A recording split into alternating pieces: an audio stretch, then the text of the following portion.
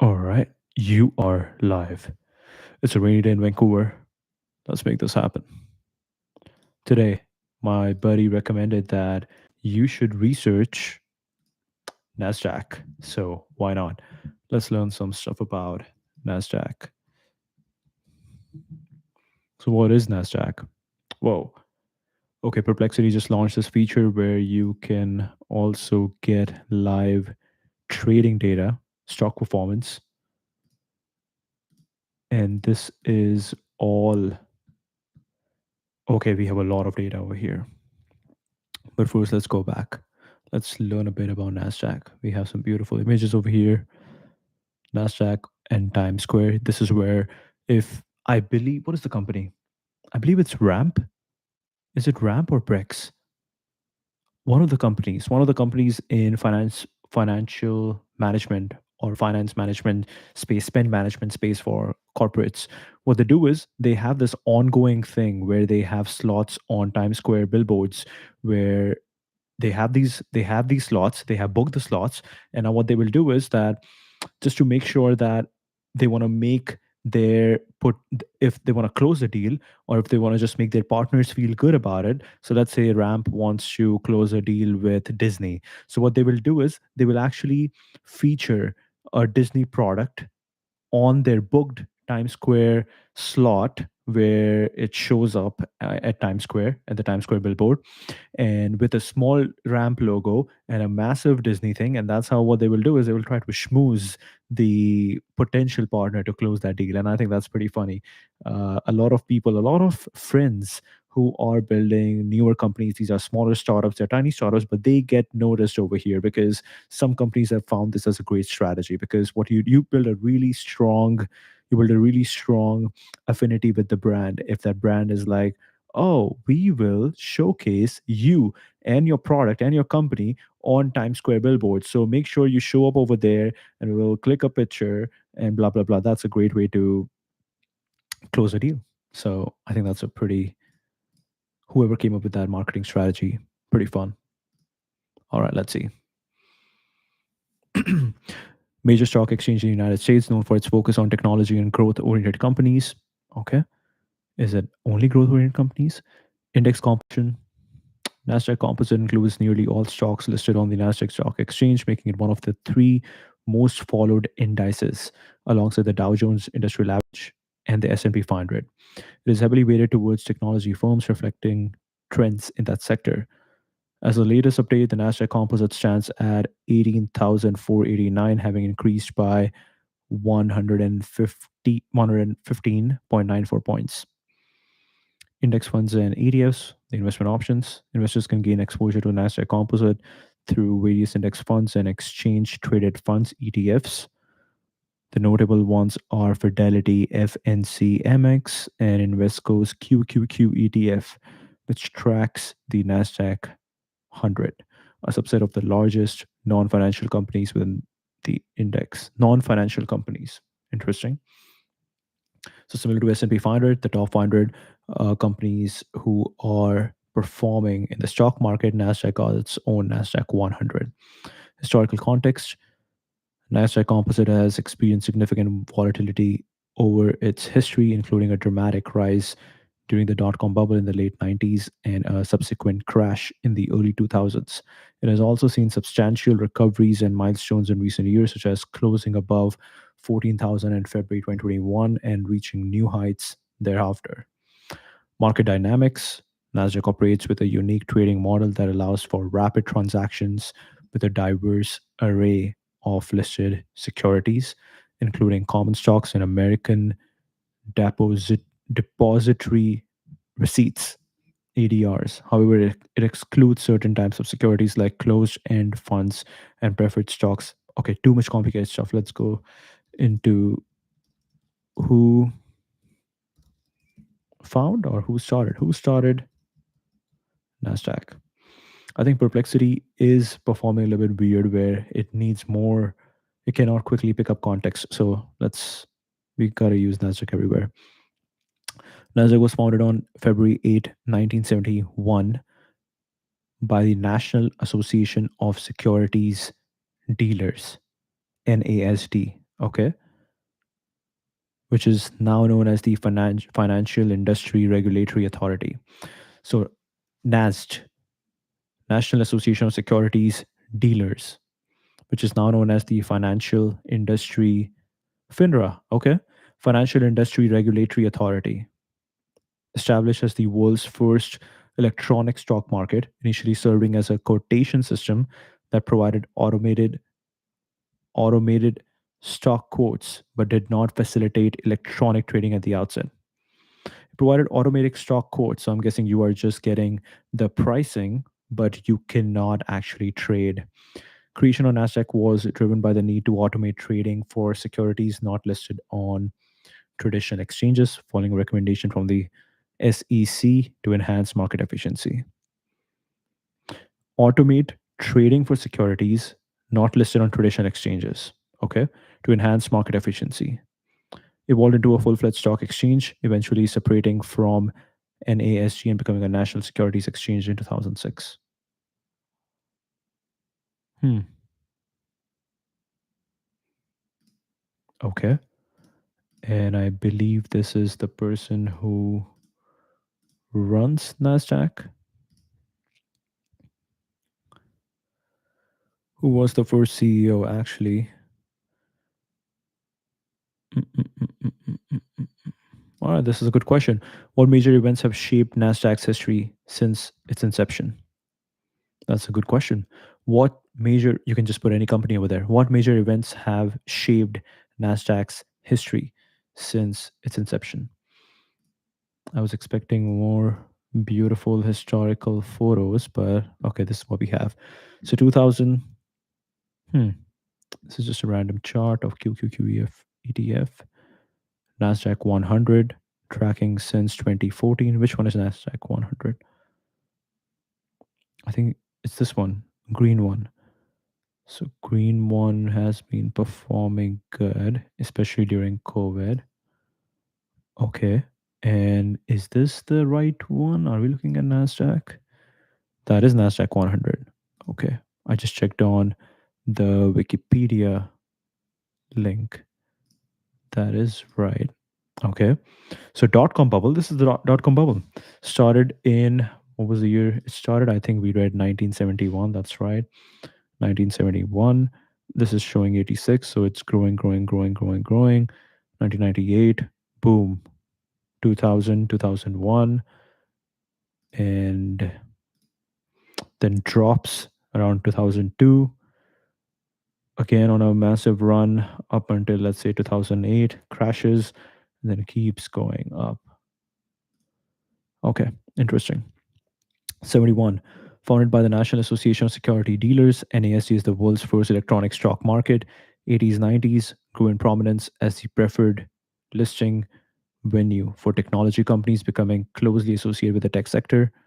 Dot com era and aftermath. 90s, Nasdaq Composite Index experienced a dramatic rise during the dot com bubble.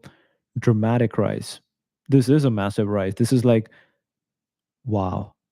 If this is the right price we are, if this is the right chart we are looking at, the peak during dot com bubble was even higher than what we have today or we have ever achieved. Let's confirm in this graph that we have. And let's look at max. And hmm, the data we only starts from 2002, which is very sad.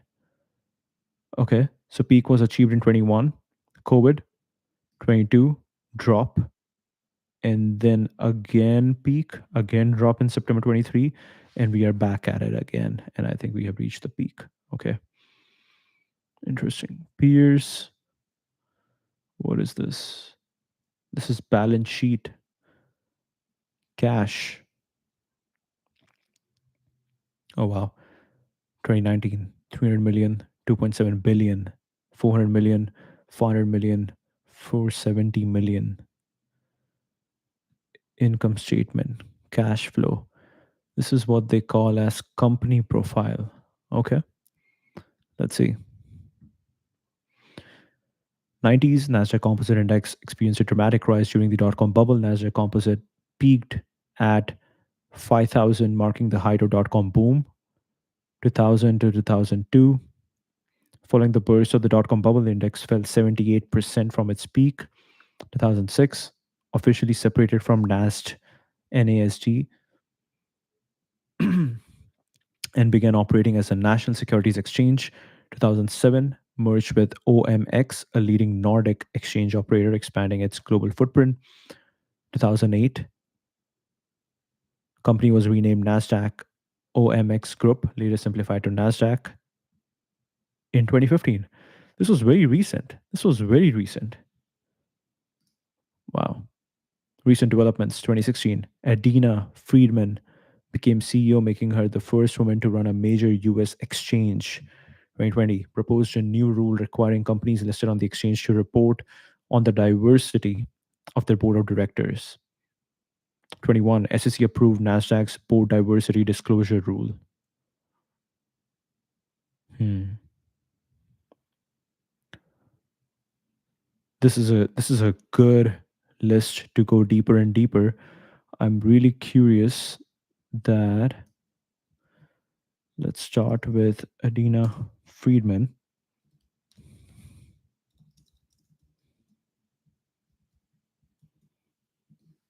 And let's see, just on a high level, what are her quotes?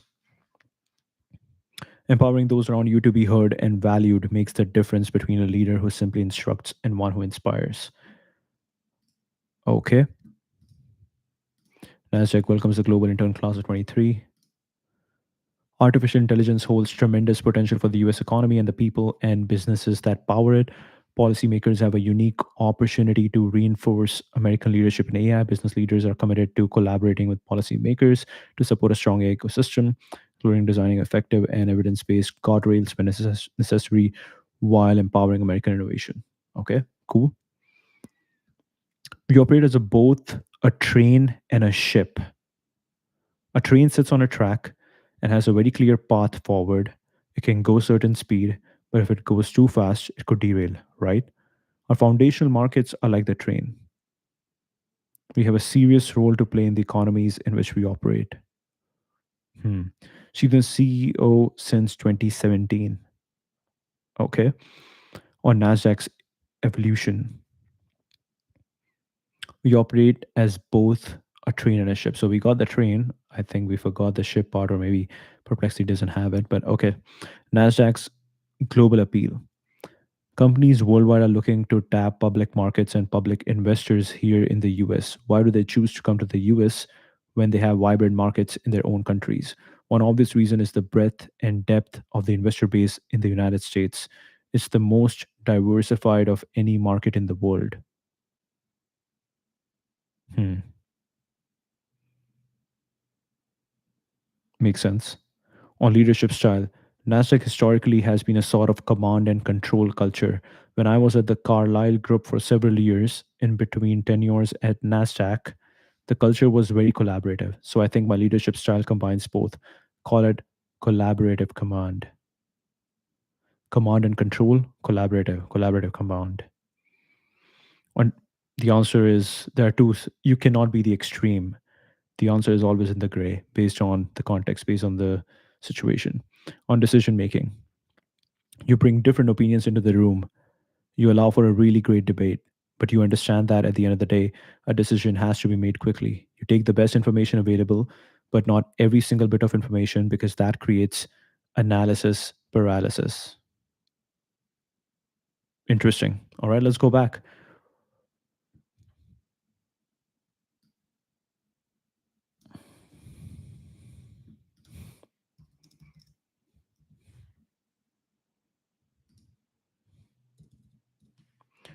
Why was NASDAQ founded by the National Association of Securities Dealers? Several key reasons. Automation of over the counter trading. Let's look at some beautiful images if we have. Do we have? Okay, NASDAQ, this is a good one. Courtesy of Museum of American Finance. NASDAQ Composite. This is Intel. Why do we have Intel? Okay. NASDAQ was created to automate the quotation system for securities traded over the counter, over the counter, which were not listed on traditional exchanges. Hmm. Automate the quotation system of securities traded over the counter, which were not listed on traditional exchanges. So they're talking about private companies which are not, if they're not listed on the exchanges back then, so which basically means they're private companies, or am I wrong over here? Let's see. And basically, they still wanted to trade the shares and they were doing over the counter. So they kind of wanted a system of how we can have the prices live. I'm guessing that's what they're saying. This was in response to recommendation from the Securities and Exchange Commission to enhance market efficiency. Yeah, when you're doing a lot of over the counter stuff, there is a lot of inefficiency. You cannot come to the right price because not everybody can take action at the right time, and not everybody has all the information at all the times. So, by making a quotation system, everybody can see the price at all times. That is the effective market hypothesis. That's interesting. This was in response to a recommendation from the Securities and Exchange Commission to enhance market efficiency, technological innovation. Designed to be the world's first electronic stock market, leveraging technology to modern trading processes, it aimed to use the most modern technology to democratize the capital markets, which were previously based on physical presence in specific locations. Most modern technology to democratize the capital markets. Makes sense? They still use democratize, the word democratize back in 1970s. Nice. Improved transparency, providing automated stock quotes, aim to increase transparency in OTC trading, making price information more readily available to market participants. Makes sense. Reduced bid ask spreads. Makes sense. Automated quotation system helped lower the bid ask spread, although this initially made it unpopular among some securities brokers. Definitely a lot of money also is being made capitalizing on this market inefficiency because you have that massive spread. People who were selling over the counter, they were actually making a lot of money. Lowered the bid ask spread, although this initially made it unpopular among some security brokers. Expansion of trading opportunities. Electronic system allowed for trading to be conducted from anywhere in the United States, not just from physical trading floor. Support for emerging companies. From its inception, Nasdaq became a platform for listing and trading shares of emerging technology and growth oriented companies, which were often not eligible for listing. Let's see. What were the first 10 companies to be listed on Nasdaq? Before that, I just want to read these initial goals, transition impact, operations. Okay, let's go. Began listing companies for trading. Don't have definitive list, but okay, here it is. Applied Materials, AMAT, was one of the first companies listed on Nasdaq. What is this? Top 10 companies, Nasdaq Composite. Apple, Microsoft, Amazon, Alphabet, Tesla, Facebook, Nvidia, PayPal, Netflix, Comcast. Okay.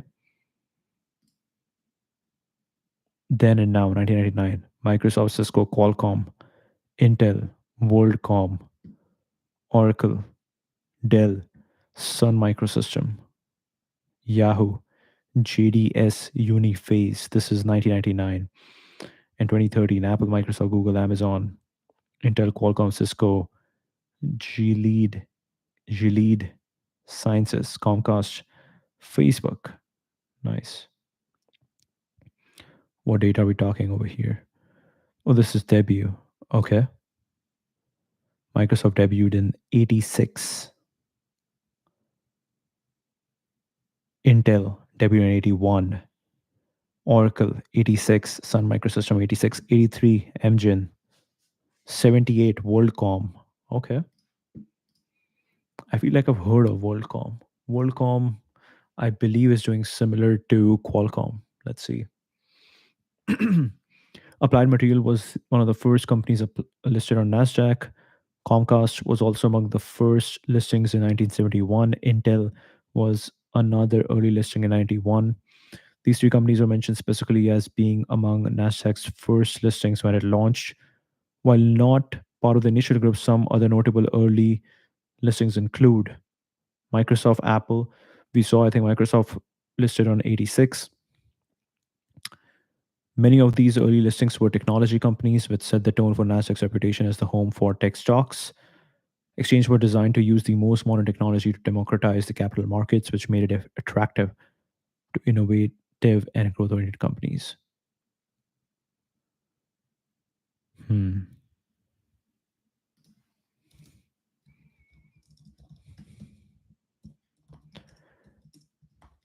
Is Applied Materials still listed on NASDAQ today? Let's see.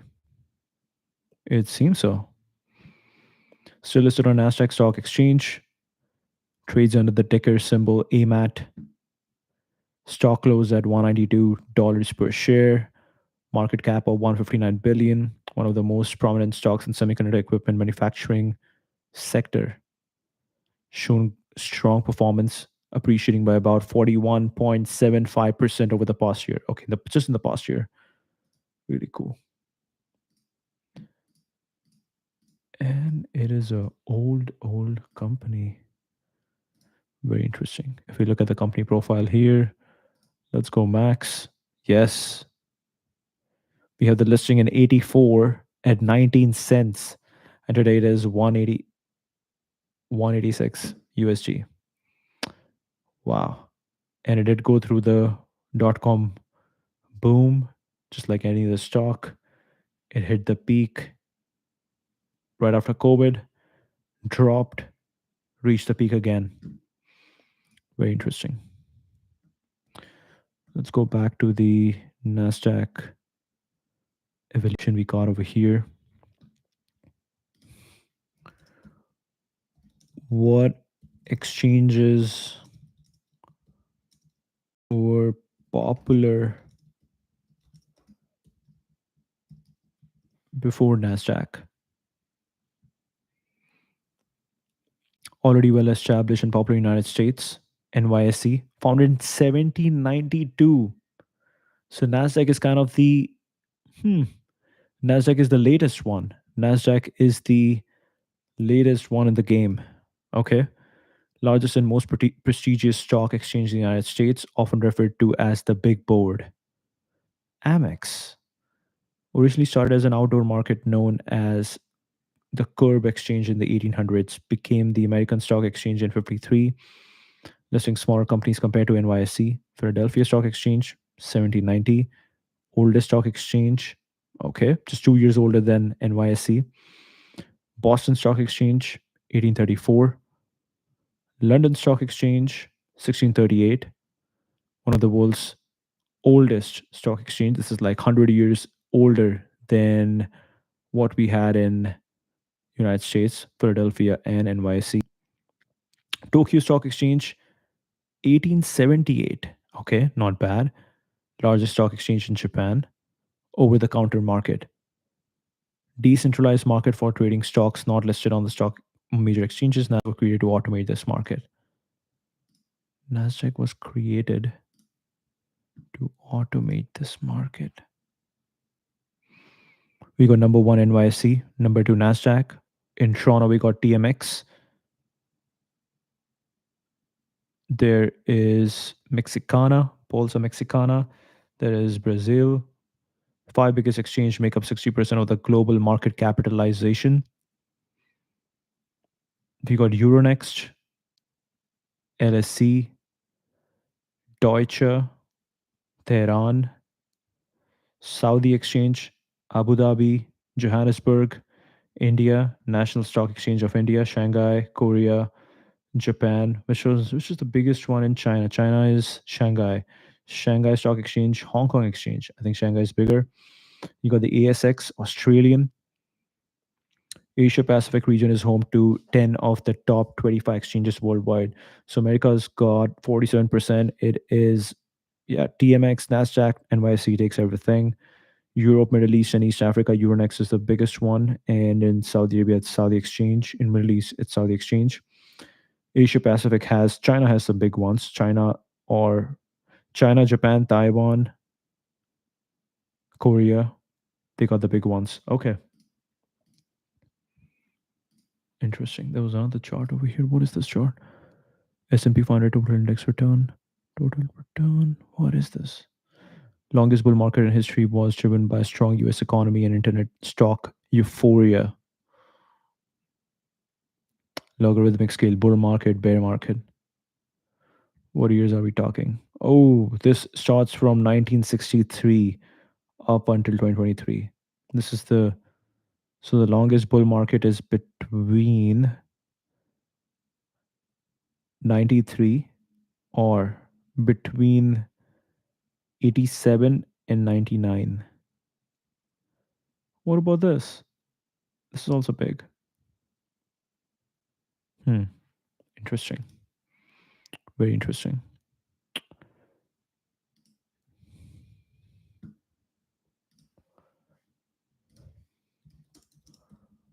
What led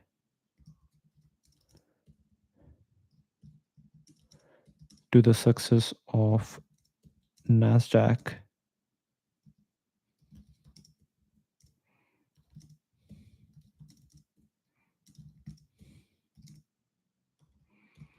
against some of the world's oldest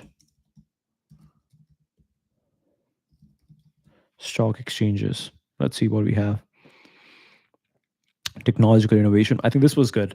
Nasdaq always positioned themselves as that we are made for the tech companies. When you are made for the tech companies, you are meant to be moving faster, understanding your customers who move faster. So you got to move faster. When you move faster, you build a better product. I am guessing that is the answer. But let's see. Founded 1971, world's first electronic stock market. World's first electronic stock market. Innovative approach to trading gave it a significant. Did we miss anything? Reason why NASD was formed: automation of over the counter trading, technological innovation, improved transparency, reduced bid ask spread, expansion of trading opportunity, support for emerging companies. Overall, this seems like, yeah, we are modern, we use tech, we decentralized, we decentralize the opportunity, we are location independent. Pretty cool. Okay. Innovative approach to trading gave it a significant advantage over traditional exchanges that still relied on physical trading floors. That still rely on physical trading floors.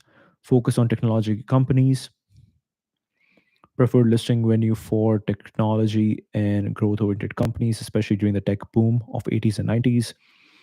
Focus allowed it to capture many high profile listings that drove investor interest. Lower listing requirements. Initially had lower listing requirements compared to exchanges like the NYSE, making it more accessible to younger, high growth companies that didn't meet the stricter standards of older exchanges.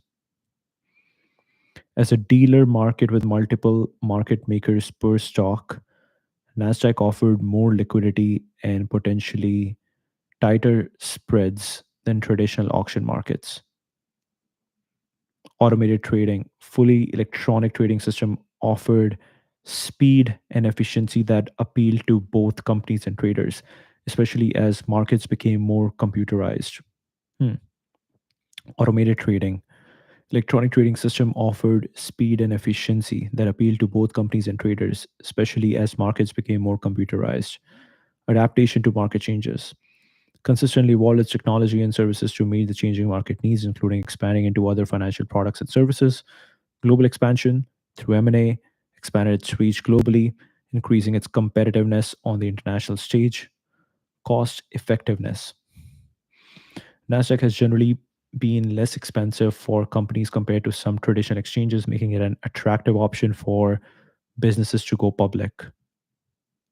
Association with technology and growth companies helped build its reputation as a forward thinking, innovative exchange, attracting both listings and investors. Yeah. I basically see the answer is that, hey, because we chose a customer that were high tech, that were focused on moving fast, disrupting the technology, that were building software which is location independent, which is all about decentralizing opportunity, we had to do the same thing. We had to be high paced, we had to be serving them. Lower listing requirements, efficient trading model, automated trading, adaptation to market changes, global expansion, cost effectiveness, reputation for innovation.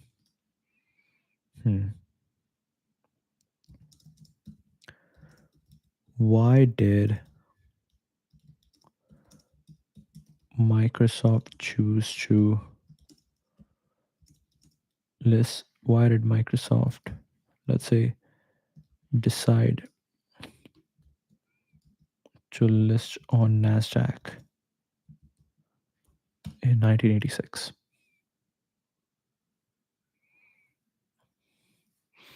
Employee stock options. Microsoft was approaching 500 private stockholders due to its expansive employee stock option policy.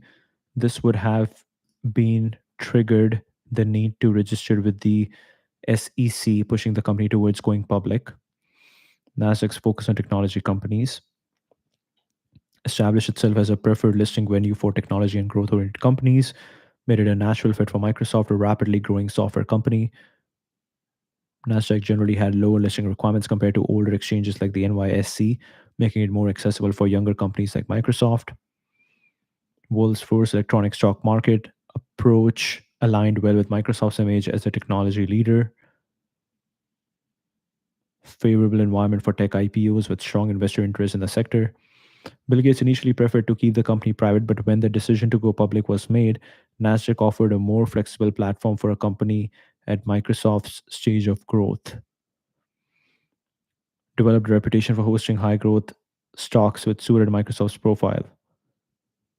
Decision proved to be successful. Microsoft IPO was highly anticipated, performed well, sold 2.5 million shares at $21 per share, increased to $35 by the end of the first trading day. IPO raised 61 million for Microsoft and dubbed by many analysts as the IPO of the year in 1986. Hmm.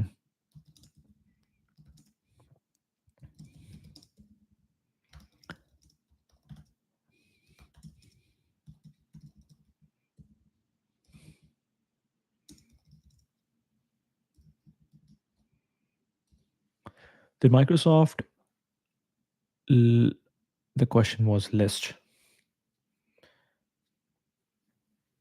Let's see if the context is right over here. Primarily being listed on NASDAQ since its IPO. No evidence in the search results or common knowledge that Microsoft has been listed on other major stock exchanges. Company has remained listed on NASDAQ since IPO. This is crazy. Crazy.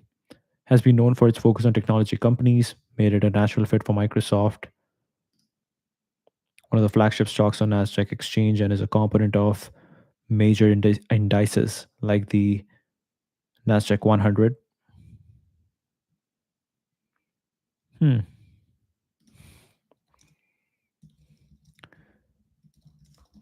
Do companies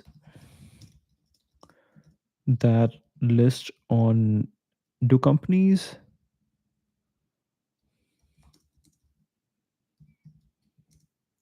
list on Nasdaq exclusively, or can they list on several exchanges at the same time? Let's see.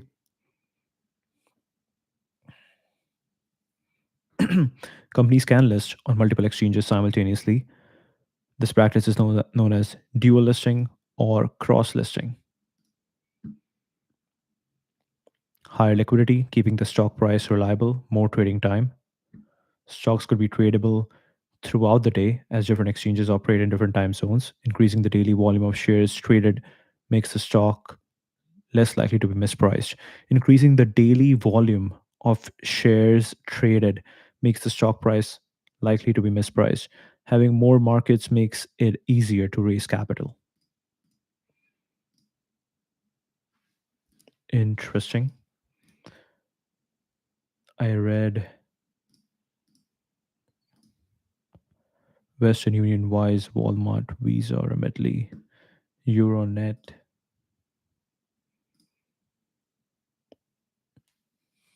Multiple listings. Companies can list their shares on more than one stock exchange at the same time. Company listed on Nasdaq can also be listed on other exchanges such as NYSE or foreign exchanges. Simplest method, cross listing, where a company lists the same shares on multiple exchanges. Dual listed company structure, two separate legal entities that operate as one company. Whoa. So cross listing is the simplest method. Dual listed company structure, two separate legal entities that operate as one company with shares listed on different exchanges. Depository receipts, such as American depository receipts for foreign companies to list on US exchanges. Benefits of multiple listings, access to a larger pool of investors, increased liquidity for the stock, ability to raise capital in different markets, enhanced company visibility and brand awareness, potential for longer trading hours are listed on exchanges in different time zones, increased cost challenges, increased cost due to listing fees and regulatory compliance, need to meet listing requirements for multiple exchanges, potential complexity in managing investor relations across different methods. Some Canadian companies are listed on both Toronto Stock Exchange and Nasdaq or NYSE. What are some popular companies that are listed on multiple exchanges? Let's see. Do we have any big one? Alibaba, Baidu, TMC, Sony, Taiwan. So it seems like many of the Chinese ones, which are, let's say, the Eastern. So we have Baidu, we have Taiwan, we have Tencent. Okay. So uh, Chinese, Korean, Taiwan, they are kind of listed in both the American as well as their home local stock exchange. Royal Dutch Shell, listed on London and Euronext Amsterdam. Also trades as ADR on New York Stock Exchange. Unilever, listed on the London Stock Exchange and Euronext. ADRs trade on NYSE. Is Unilever European company? I don't know. Rio Tinto Group, London Stock Exchange, Australian Security Exchange, and NYSE. BHP, ASX, LSE, NYSE. Alibaba, Hong Kong Stock Exchange, NYSE. Baidu, primary listing on Nasdaq. Baidu's primary listing is on Nasdaq, and secondary listing is on Hong Kong Stock Exchange. Okay. TMC, Tokyo Stock Exchange, ADR, NYSE. Sony Group, Tokyo, NYSE. Taiwan Stock Exchange, NYSE. Tencent, Hong Kong Stock Exchange, and NYSE. Are there any companies in S&P 500 with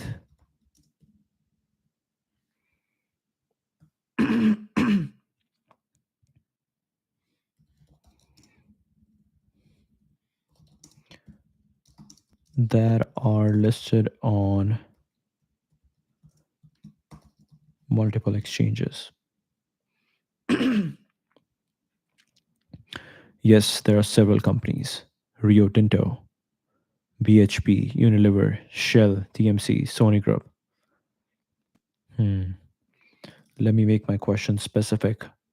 I'm curious. So I believe that the tech companies, the newer generation companies, they would just not get into that much hassle because it definitely you definitely have to spend a lot of money. It's a lot of money to for regulatory compliance. It's just also too much complexity. So let's see.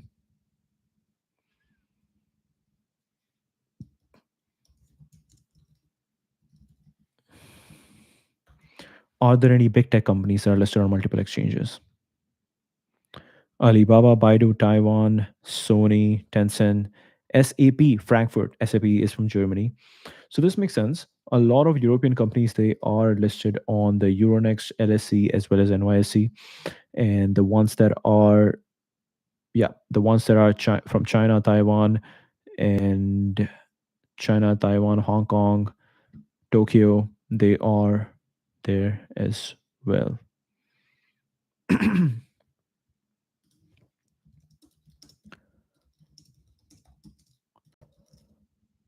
Are most American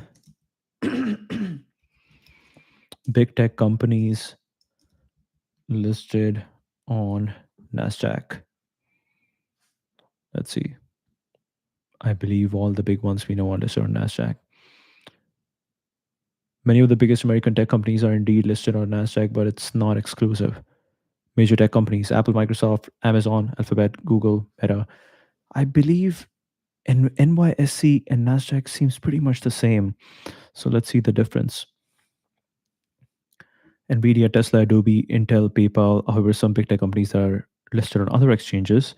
IBM, Oracle moved from Nasdaq to NYSE in 2013. Very interesting.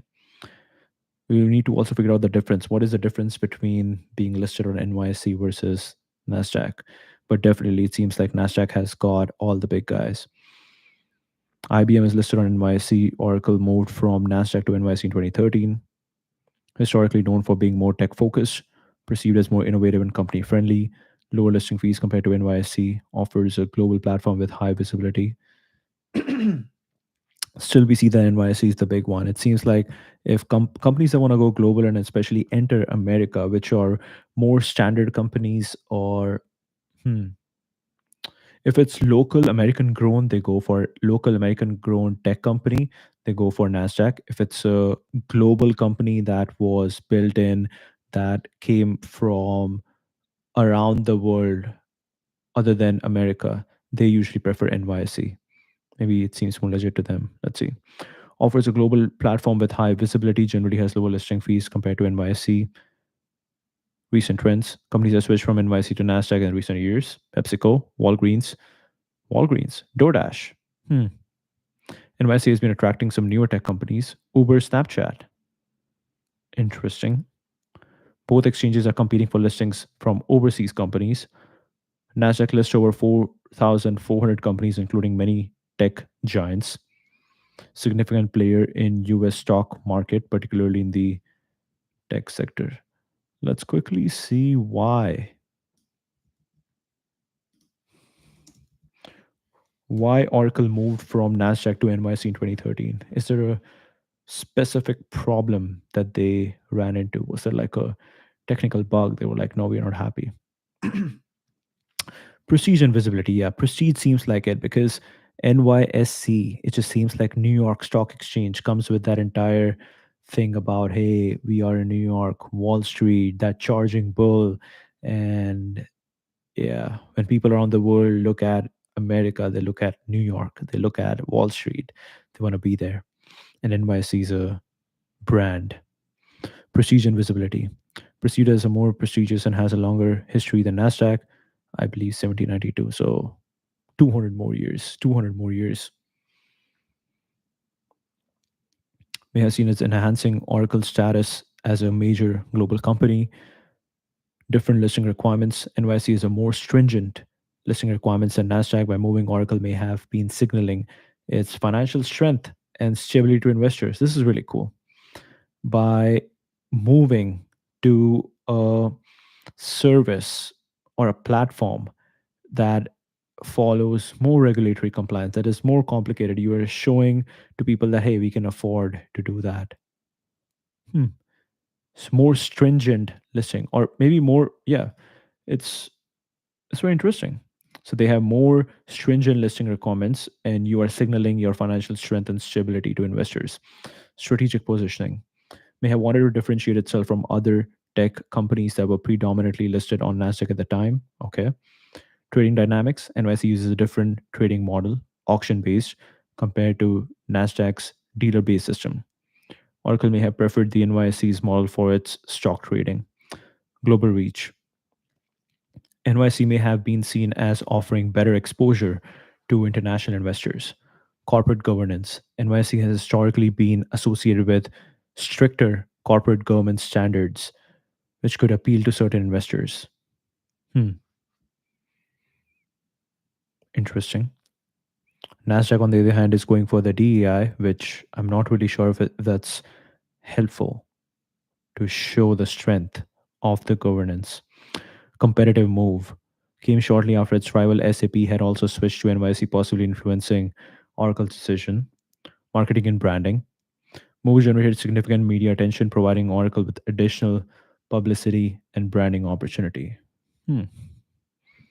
I don't think they would do that just for marketing and branding, but it makes sense why that's the eighth reason. Okay, let's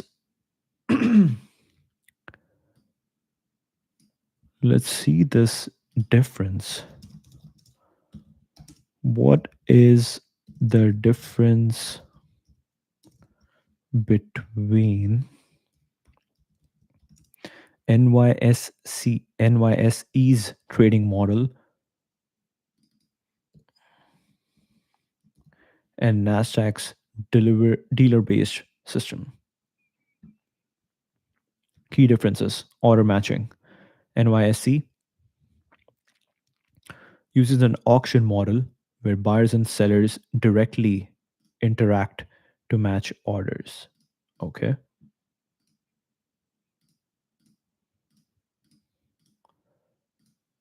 interesting.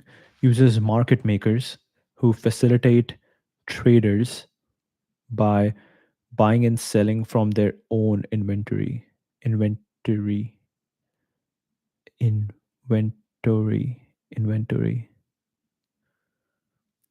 What's the right pronunciation? Is it inventory or inventory? Inventory.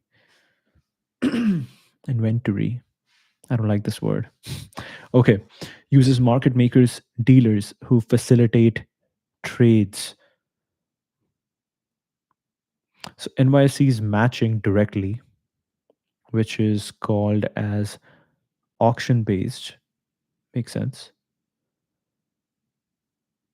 If I'm saying that I want to sell this for 100, and if you agree that you would want to buy for 100, perfect.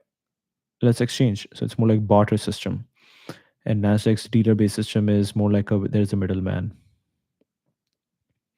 Price discovery. Prices are determined through direct competition between buyers and sellers, especially during opening and closing auctions.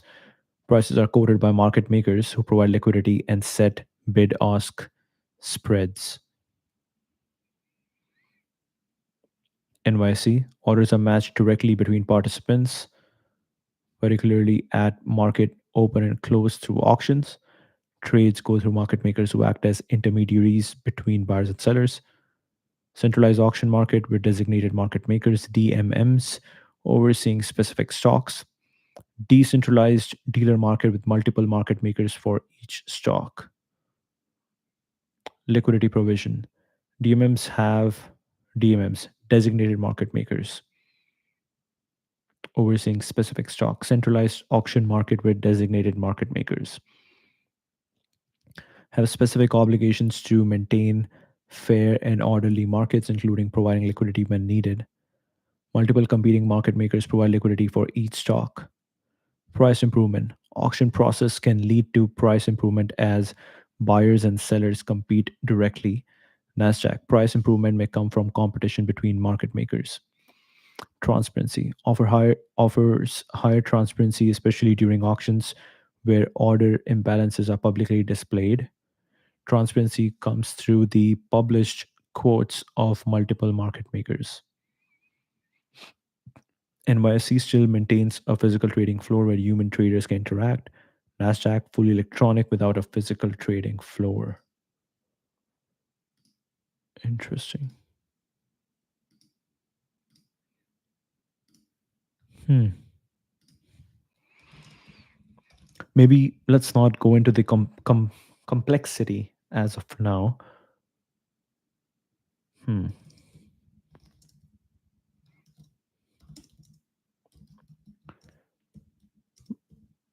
revenue of Nasdaq from 2020 up until now. Let's see, updated 9 hours ago.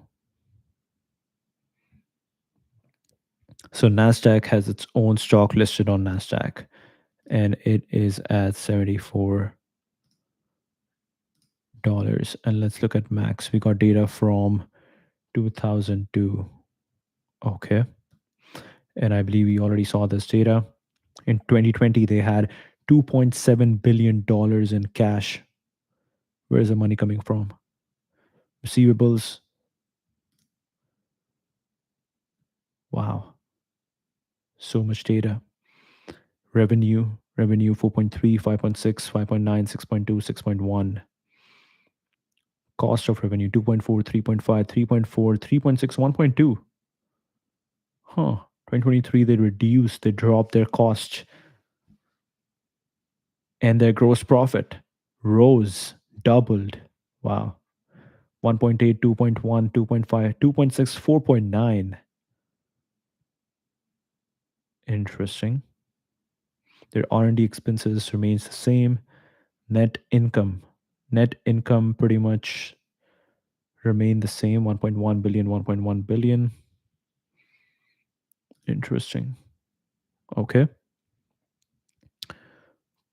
Pre-tax profit margin generally increased over the years. 2010, pre-tax margin ranged from 10 to 16.5. 2015, around 26%. 2020, 21 to 23%. 24, pre-tax margin was 20%. TTM, trailing 12-month revenue. 2020, 5.6 billion. June, most recent data, 6.5 billion. Market performance shown growth. 2010 closed at 2.5, 2.6, 2015, 5,000, 2020, 12,800, 2024, 18,200, let's say. Overall growth and performance of the exchange. Nasdaq had 3,400 companies listed, maintaining its position as one of the largest stock exchanges globally. Nasdaq has consistently maintained its position as the exchange with the second highest trading volume in USA.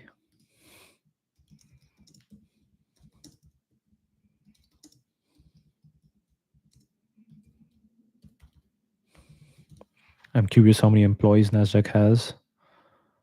Let's quickly check. Nasdaq had 8,500 employees, increase of 2,000 employees to the previous year. They have increased their employees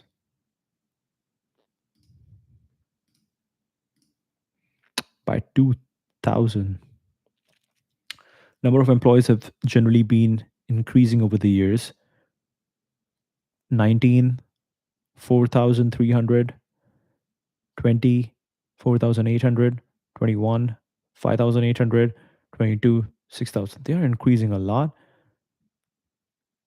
They work for Nasdaq. How this number may not be fully accurate as it depends on individual user rating and profiles. Official employee count for company filings is considered more reliable than LinkedIn data.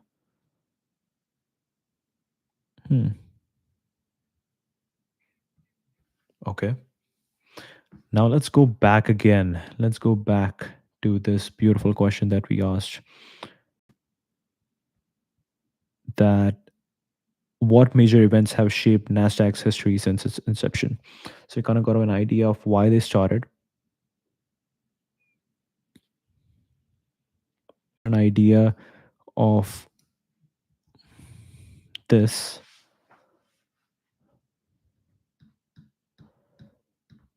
But let's dig deeper. Tell me more. Let's see if we get some interesting More data. They grew in prominence as the preferred listing venue for technology companies, becoming closely associated with tech sector. Early focus on technology, advanced exchange compared to the older NYSE. This is Mobileye list of halal stocks. Okay.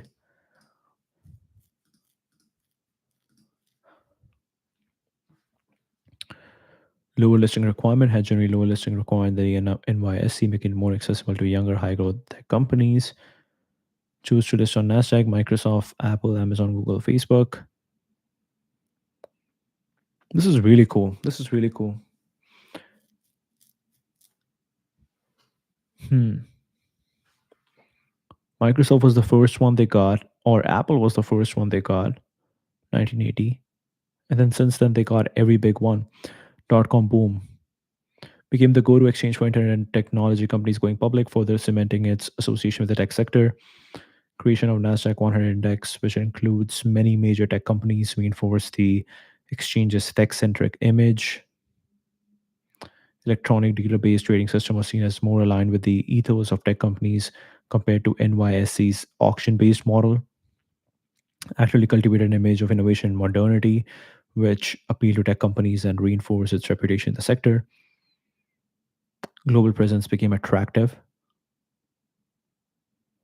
offered more competitive listing fees compared to the NYSE, which was particularly appealing to startups and growth stage tech companies. Network effect. As more tech companies listed on Nasdaq, it became increasingly attractive.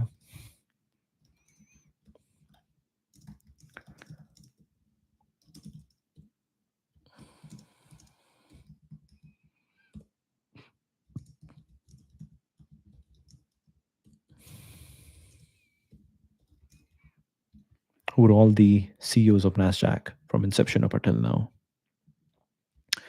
Gordon Macklin served as the first president of Nasdaq when it was founded in 1971.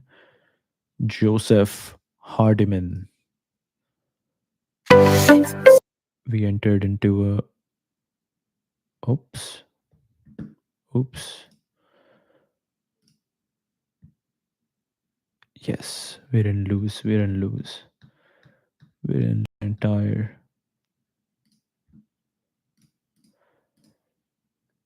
Oh, Jeff Bezos filing on Nasdaq. Okay, so Gordon Macklin, 71 to 87. That's like 15 years. Joseph Hardiman, 10 years, took over after Macklin. Frank Zarb, 3 years, known for leading Nasdaq through dot com bubble and bust. Hardwick Simmons, 2 years, relatively short tenure.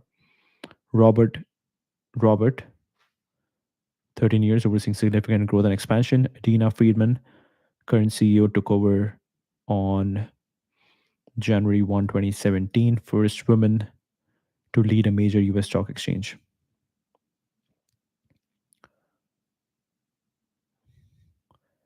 Before becoming an independent entity, Nasdaq was under the leadership of National Association of Securities Dealer, which may have had its own leadership structure influencing Nasdaq's early years.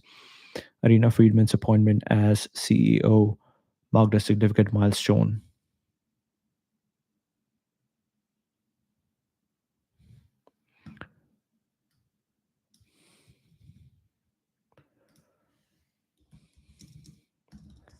Tell me about the the growth of Nasdaq under Gordon Macklin.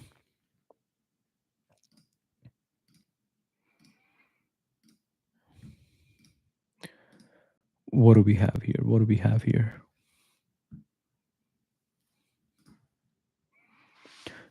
Gordon Macklin served as the first president of Nasdaq for inception until 87, experienced significant growth, established itself as a major player in financial markets.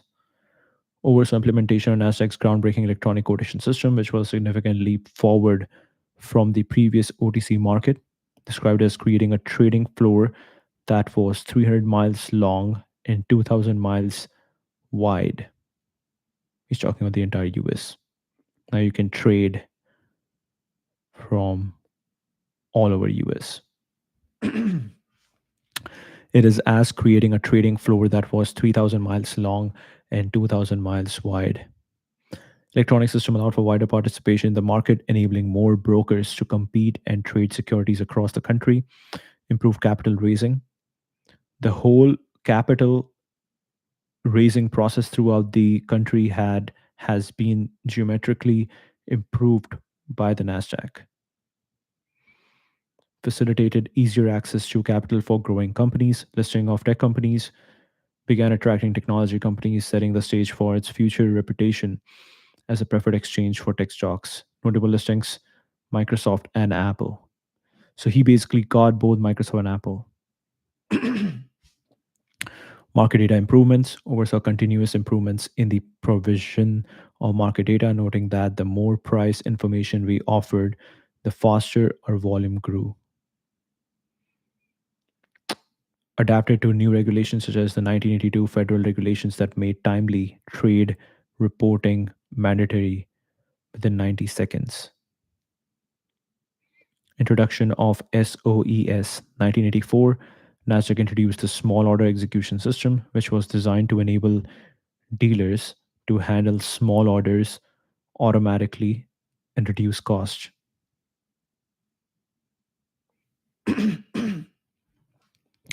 Growth in trading volume. While specific figures aren't provided, his comments suggest significant growth in trading volume during this tenure. Enhanced market prominence, established itself as a major US stock market with its composite index being regularly reported alongside the Dow Jones in financial news.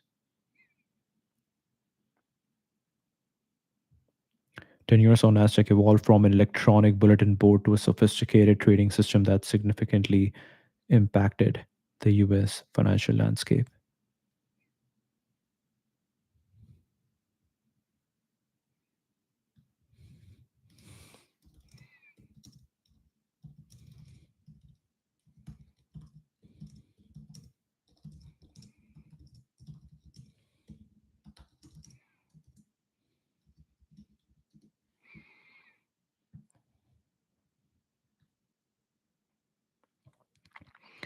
This was very interesting. Who coded and developed the first version of Nasdaq?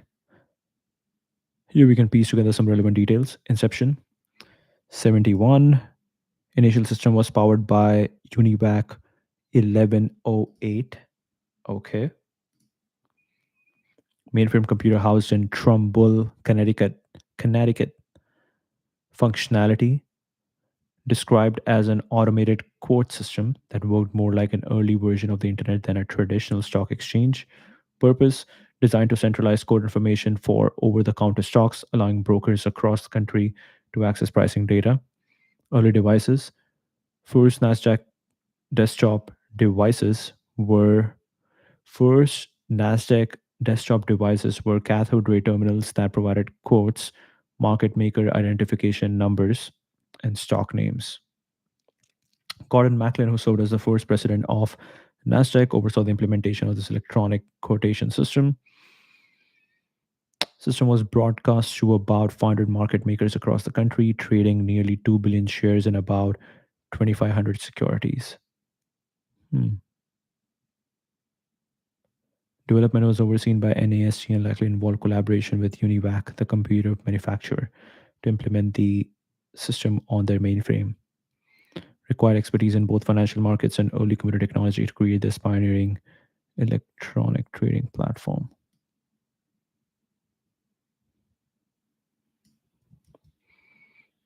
Let's see if we got more deets on this mainframe computer. Whew. Here we have, wow,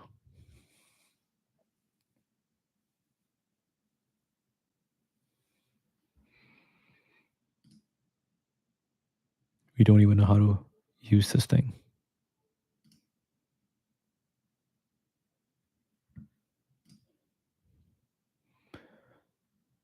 UNIVAC 1108,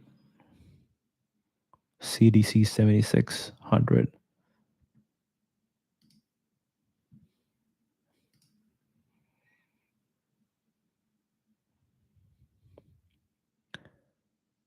including the Univac 1108. Key points: introduced in 64 as part of Univac 1100 series, integrate circuits instead of thin film memory for register storage, faster and smaller core memory compared to its predecessor, introduce base registers and additional hardware instructions. Processor could have up to 11 input output channels for peripherals, supported multiprocessing with up to 3 CPUs in some configurations. Basic cycle time of the core memory was 750 nanosecond.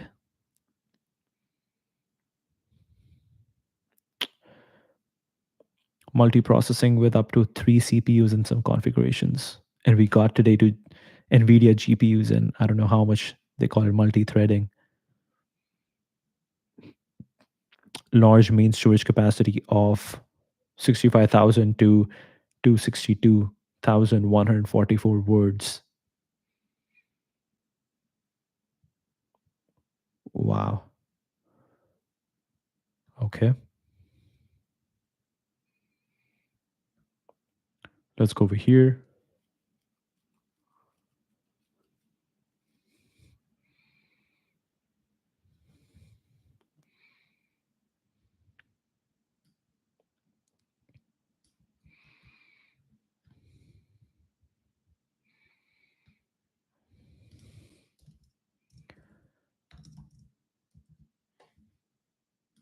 How did Nasdaq attract Microsoft and Apple to list?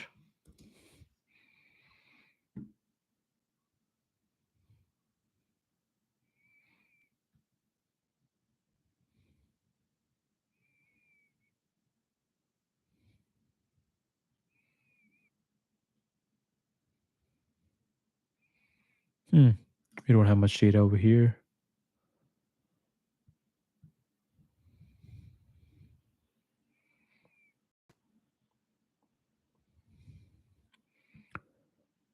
The whole capital raising process throughout the country has been geometrically improved by Nasdaq.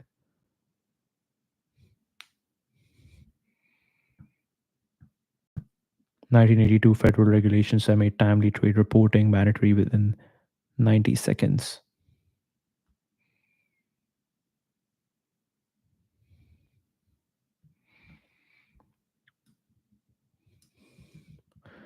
Let's see if we got more quotes on Nasdaq. Well, what is this? Nasdaq starts its new quote system.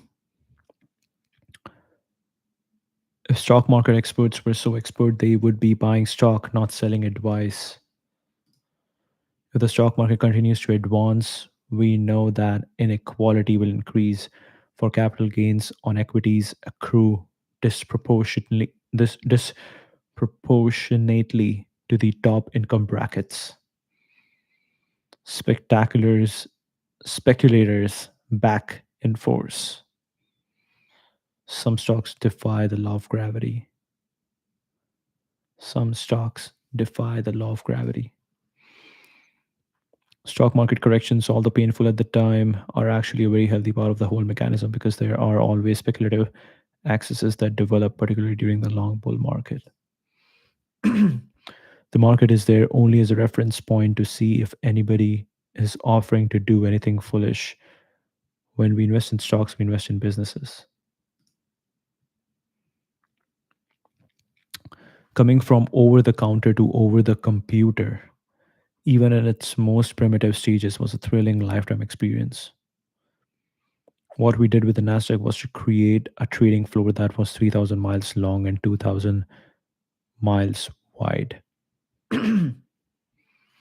On the initial system's limitations and benefits, the system was programmed programmed so that instead of publishing the absolute best bid and the absolute lowest offering price, it published what was known as the representative bid along with the representative markup.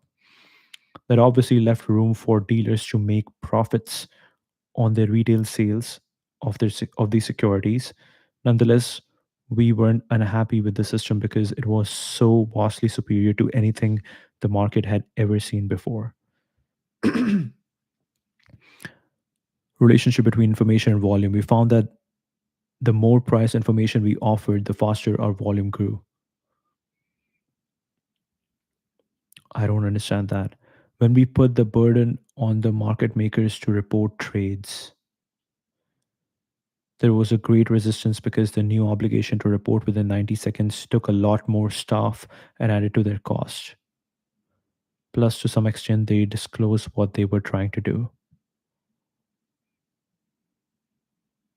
Hmm. There was great resistance because the new obligation to report within 90 seconds took a lot more staff and added to their cost. They disclosed what they were trying to do.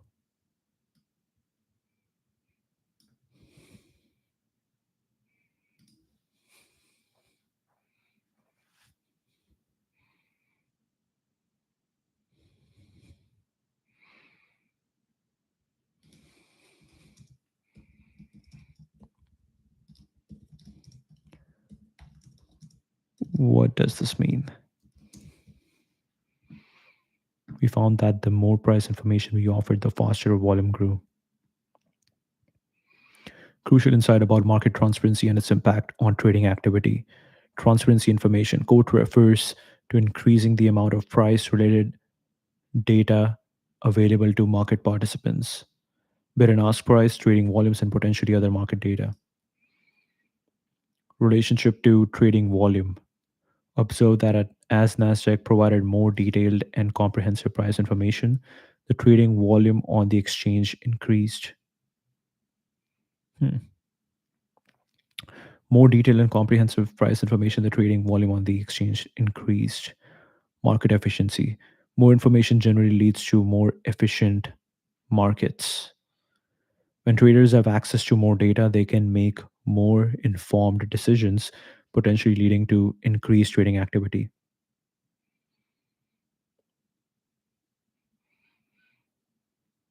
Makes sense. More information generally leads to more efficient markets.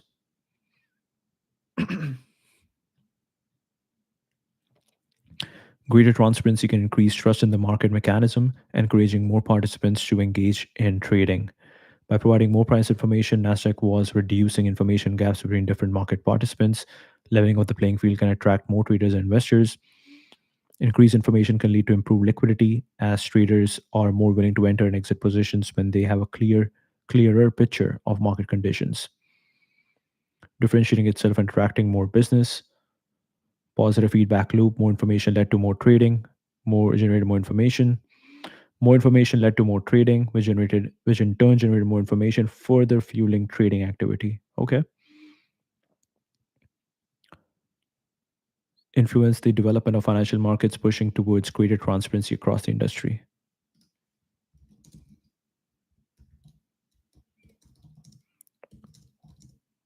There,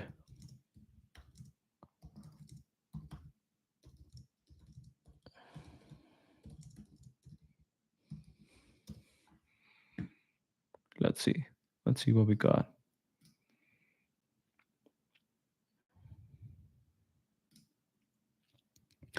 Gordon Macklin dies at 78, and I believe this is in 2007. Okay.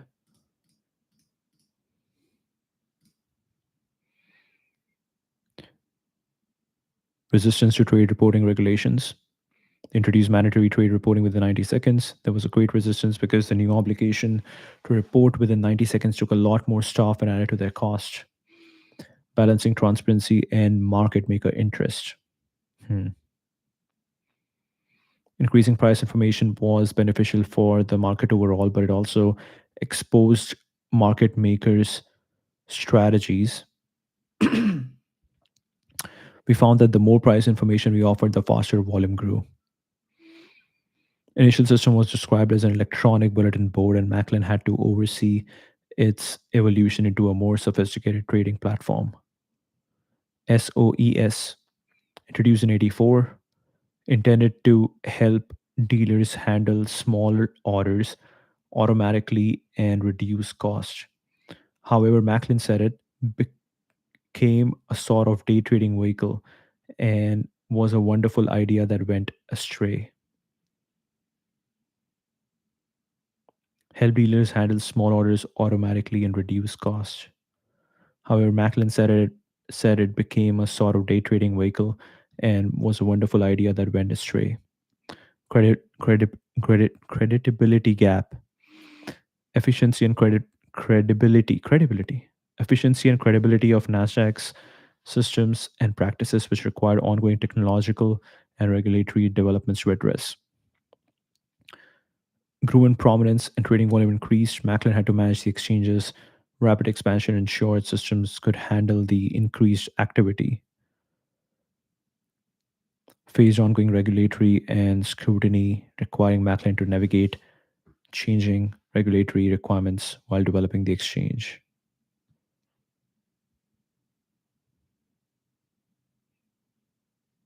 Ooh, we are getting the drama over here. Let's see what the drama is about. How did the accountancy fraud at WorldCom affect Gordon Macklin's reputation?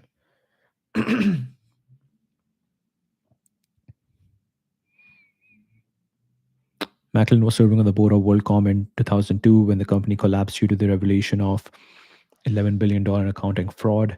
This was described as the largest case of accounting fraud in US corporate history. Macklin and 10 other WorldCom board members agreed to pay out 54 million. Board members, including Macklin, were held partially responsible for the fraud. Position of oversight. Massive fraud occurring under the board's watch implies a failure in the supervisory duties. Macklin had a distinguished career, including serving as the first president of Nasdaq and being considered one of the leading figures in the country's security industry. Tarnish his previously positive reputation. Scale of the fraud and its description as the largest accounting fraud at the time likely magnified the reputational damage to all associated with WorldCom's leadership, including Macklin.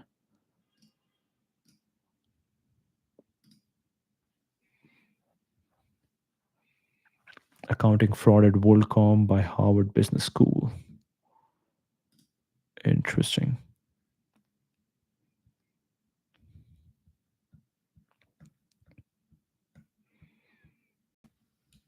Okay, let's get into the next CEO. Tell me about the growth of Nasdaq under Joseph Hardiman.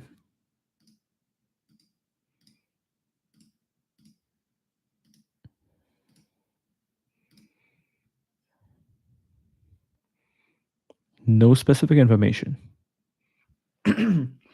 Technological advancement, continued improvements in computer technology, enhance its electronic trading system, rise of many tech companies, some choose to list on Nasdaq, potentially contributing to exchanges growth, increased competition, influence its strategies and growth.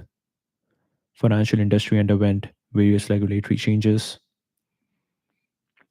Era saw increased globalization of financial markets. Interesting. What were the major achievements during his tenure at Nasdaq?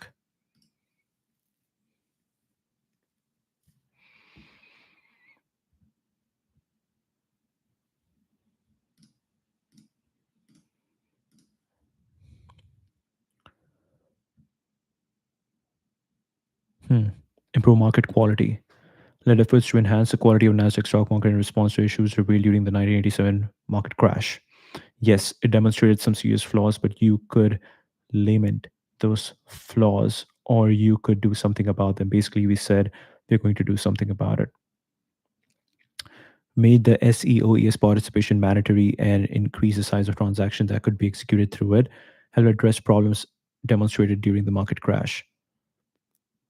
Implemented significant upgrades to Nasdaq systems, increasing capacity and eliminating the ability to have logged and crossed markets. Increased market volume. Hardiman noted that after enhancements were made, the volume picked up, credibility increased, and the quality of markets was enhanced, and the confidence of investors in the markets improved.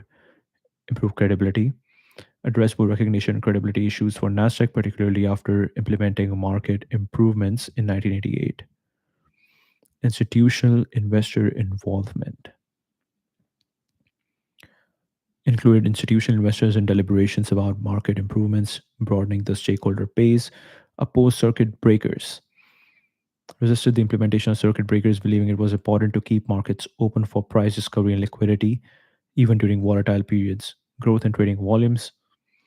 Nasdaq saw significant growth in trading volume. He mentioned that they were struggling to get the 500 million shares a day earlier, but by the end of his tenure, they had increased substantially.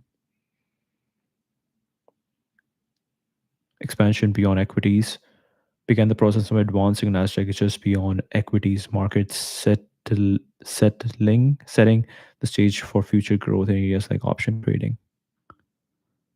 System upgrade, increase market volume, improve credibility, investor update. Okay.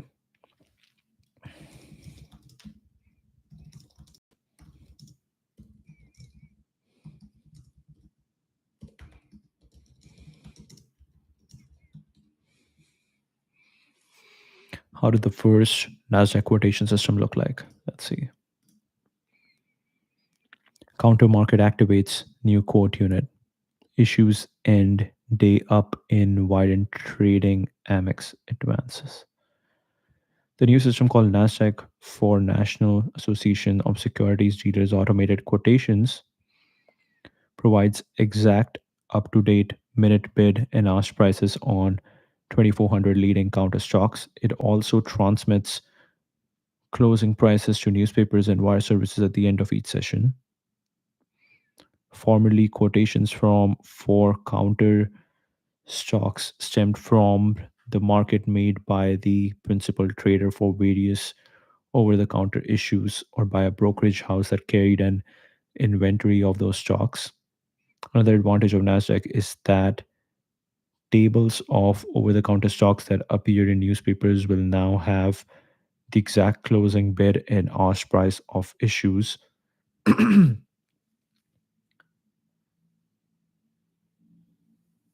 Hmm.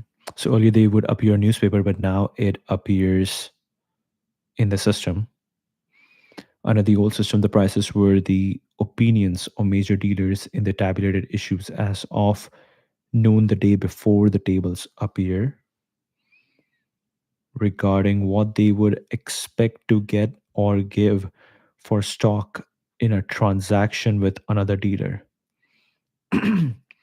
About 70 stocks whose quotations were previously listed in the newspaper tables have been eliminated from listing under the new system since they did not meet certain requirements of the NASD.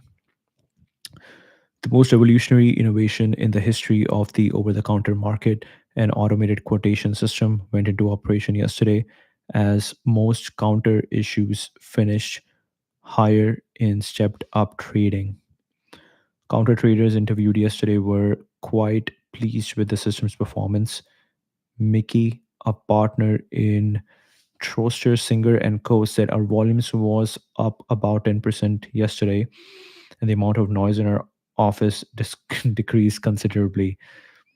Mr. Pauly noted that we expect more public participation in the counter market because of the new system since it has taken the mystery out of bid and ask quotations. Regarding the decrease in noise, Mr. Pauly said that the number of telephone calls to the firm decreased greatly yesterday since the new system has relieved us of answering inquiries for quotations. Wow. Wow, this was really cool to read. This is 1971. Hmm. Launched. The first NASDAQ system was launched in 71, powered by UNIVAC 1108 mainframe computer. Here it is.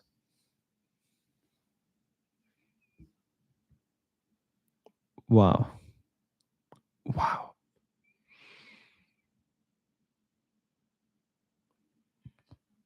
UNIVAC 1108.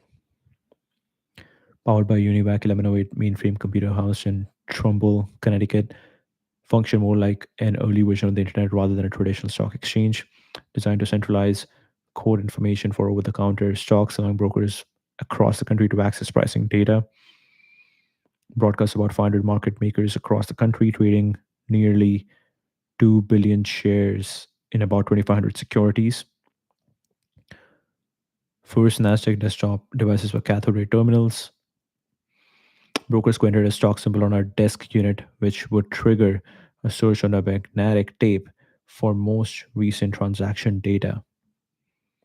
System displayed up to the second quotation information, a significant improvement over previous methods. Traders relied on pink sheets with day old information or had to make numerous phone calls to get current quotes. Gordon Macklin, the first president of Nasdaq, described it as creating a trading floor that was 300 miles long and 3,000 miles long and 2,000 miles wide.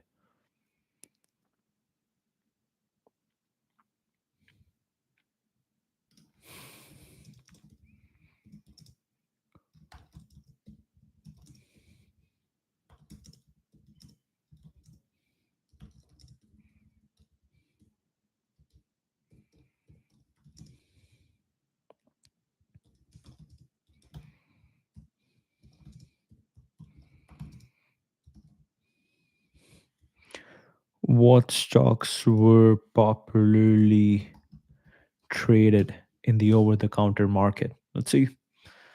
Let's see what we get.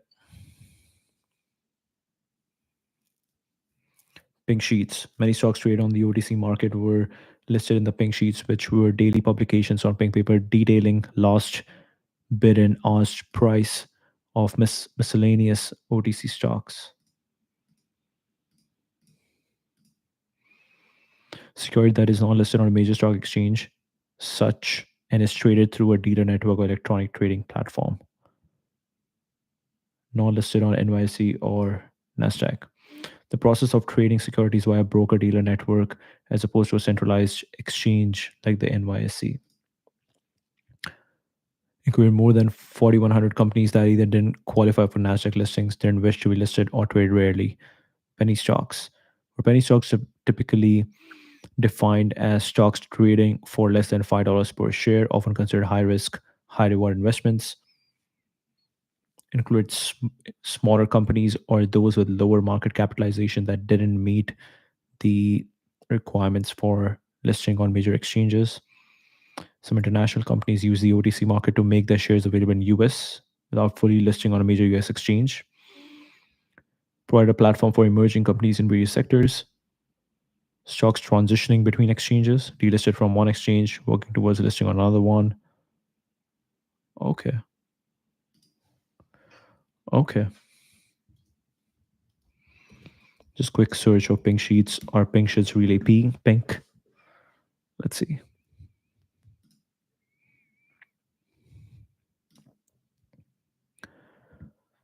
Stocks trade over the counter. Name comes from pink paper stock quotes were originally printed on. Let's see if we can find some pink sheets. No. No, we also pink sheets and it's literally giving us pink bed sheets. No. Okay.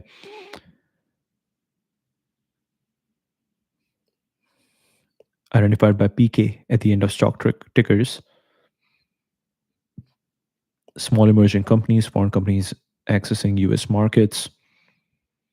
Tiers, OTC markets group categorizes pink sheet stocks into tiers based on level of disclosure. Highest tier current information provided, middle tier limited information, lower tier no information defunct companies. Okay.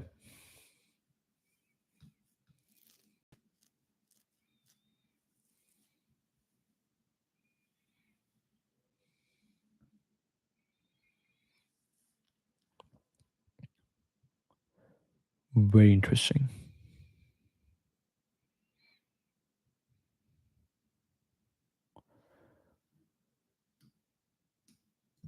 Okay.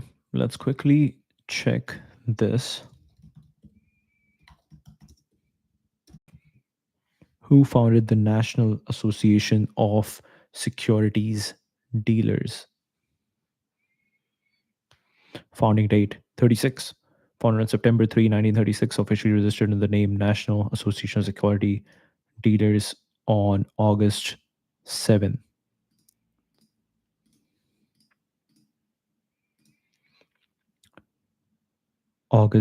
1939, established under provisions of the 1989 Maloney Act amendments to the Securities Exchange Act of 1934, created to regulate and oversee the over the counter securities market and its participants. So it was formed in 1934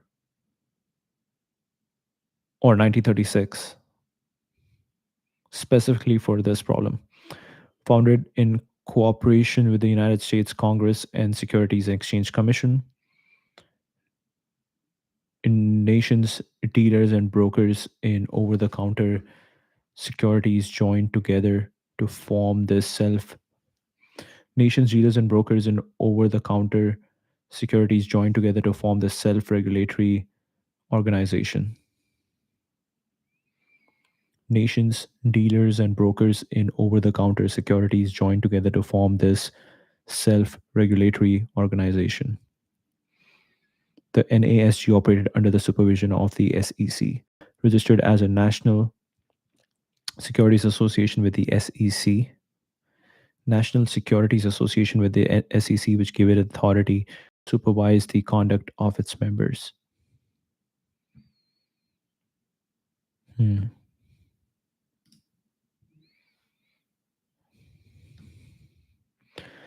To standardize the securities industry's principles and practice, promote high standards of commercial honor, just and equitable principles of trade for the protection of investors, adopt and enforce the rules of fair practice. Okay.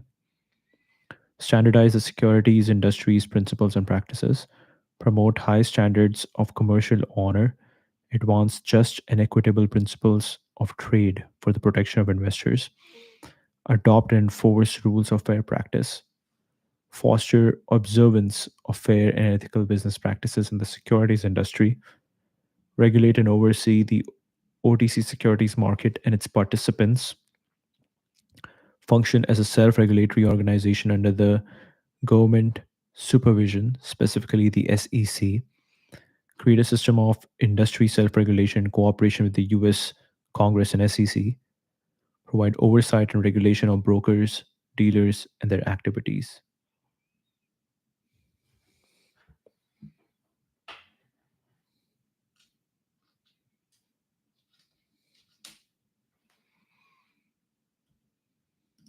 Hmm.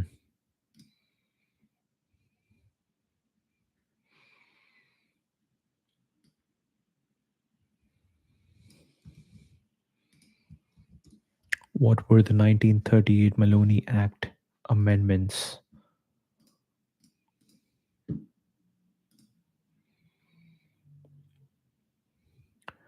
SEC of 1934 to encourage over the counter dealers to organize and regulate their activities under governmental supervision.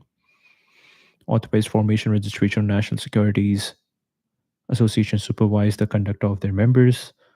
Self regulation, unique experiment in supervised self regulation, especially provocative exercise of governmental power by a private organization, led to the creation of NASG, registered as self regulatory organization, given authority to regulate the OTC market, aim to protect investors or the public interest, improve mechanism of a free and open market, legal sanction behind industry standards that previously lacked enforcement power, played these associations under the supervision of the SEC, actively sought these self regulatory responsibilities, and worked with the SEC to obtain this legislative authority, remained the only securities association registered under the Section 15A of the Exchange Act for many years. Hmm.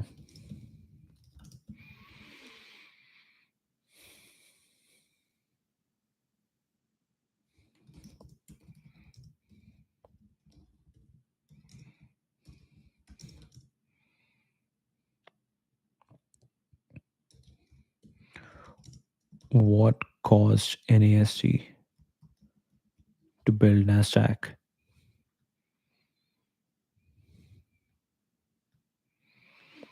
By the late 60s, became clear that mainframe computer technology offered a better way for the network of securities dealers to share pricing information.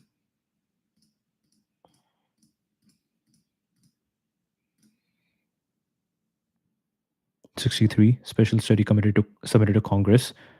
Commission and the NASG should jointly consider possibilities for developing technological enhancements to securities trading, market surveillance, and regulatory oversight. Recognize that technological enhancement could provide real benefits to investor and companies, improving both regulation and market efficiency. NASG had adopted, as part of its self regulatory mandate, the promotion of capital formation by developing, operating, and regulating fair and efficient screen based securities markets. There was a push for greater price transparency for shares traded in the broker network. Existing system of color coded paper sheets were inefficient. Goal was to centralize quote information, allowing more brokers to compete in the system. NASG aimed to geometrically improve the capital raising process throughout the country, fulfilling regulatory responsibilities as a way for NASG to fulfill its regulatory responsibilities more effectively using technology. Automated quote system, NASDAQ, National National Association of Securities Dealers Automation Quotation. Work more like an early version of the internet than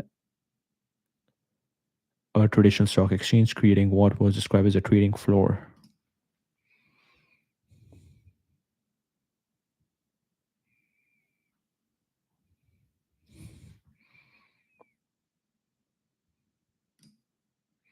What role did mainframe computer technology play in the creation of NASDAQ?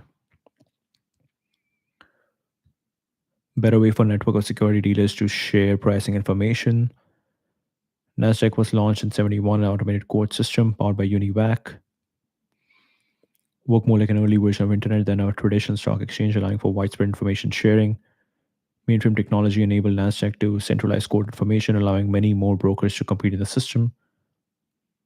Automated, up to date stock quotes, a significant improvement over the previous manual methods. Broadcast to about 500 market makers across the country, trading nearly 2 billion shares in about 2,500 securities. Cathode ray terminals that provided quotes, market maker identification numbers, and stock names, all powered by the mainframe system. More advanced systems like Unisys 4800 mainframe for stock quotes and Tandem Himalaya K 20,000 processors for running trading systems. Describe the creation of the system as an absolute miracle and a huge leap forward, highlighting the transformative role of mainframe technology in creating a nationwide electronic trading platform. Wow.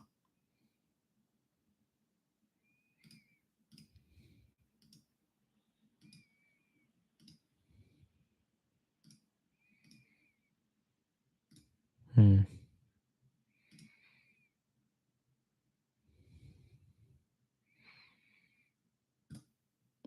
What are the challenges faced when transitioning from manual to automated quality system? Involve intricate decision making and handling exceptions that are challenging to replicate in an automated system. Complex workflows may require advanced AI techniques, which can be difficult to design and implement accurately. Data quality and availability. Automation relies. Hmm.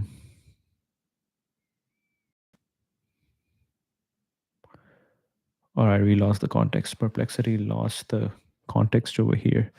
Then we are talking about Nasdaq.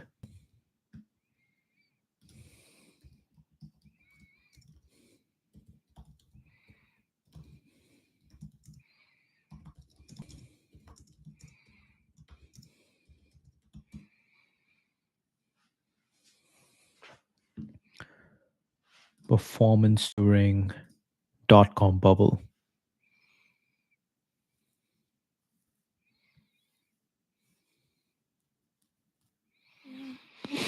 rose from 1,000 to more than 5,000 between 95 to 2000. Technology dominated. Nasdaq index composite reached 5,000. Burst began March 2000. Bubbles deflation was running at full speed. From its peak, Nasdaq fell by about 76%. Cash wiped out approximately 1.755 trillion in market value. Most dot-com stocks had gone bust. Long-term impact. It took 15 years for Nasdaq to regain its peak, which it did on April 24, 2015. Erased most of the gains made during the bubble years. Performance during this time exemplified the extreme volatility and eventual collapse of the dot-com bubble.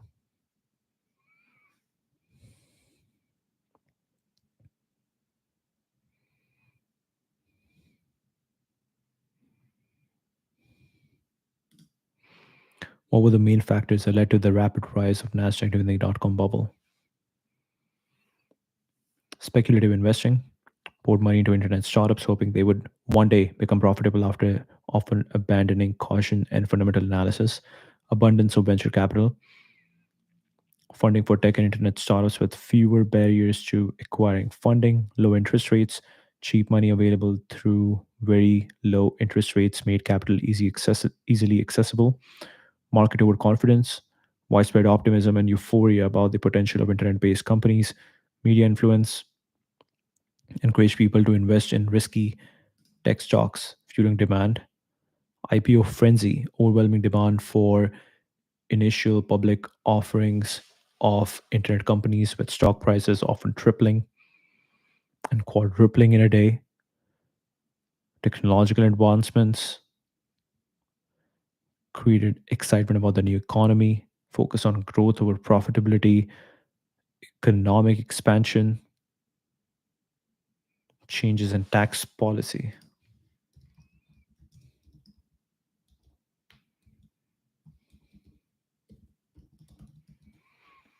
NASDAQ headquarters.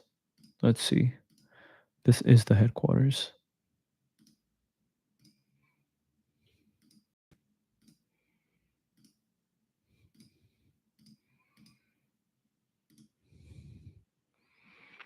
New York City, 151 West, 42nd Street, floors 26, 27, 28. Operates as a major global electronic marketplace for buying and selling securities, having begun its journey as a subsidiary of the NASG. Over the years, Nasdaq has evolved into a significant financial services corporation overseeing multiple stock exchanges in the US and Europe.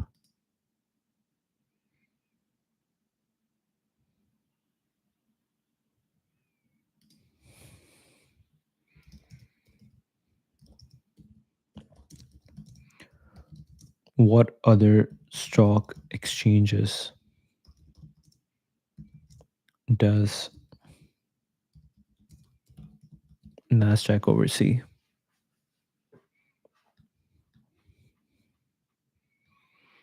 United States, Philadelphia Stock Exchange, Boston Stock Exchange, Europe, collectively known as Nasdaq Nordic, Nasdaq Copenhagen, Nasdaq Helsinki, Nasdaq Stockholm, Nasdaq Iceland, Baltic region, Tallinn, Estonia, Riga, Latvia, Vilnius, Lithuania, Nordic market, Copenhagen, Stockholm, Helsinki, Iceland, Baltic market, First North.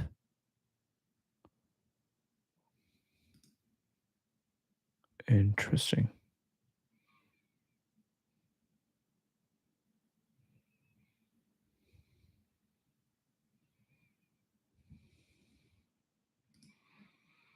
How does Nasdaq's First North division differ? First North designed for smaller, younger, and fast-growing companies, while main Nasdaq are intended for more mature companies, regulatory requirements, less extensive rule book, fewer rules, requirements for listed companies, certified advisor. Every company on First North has certified advisor to ensure compliance with requirements and rules.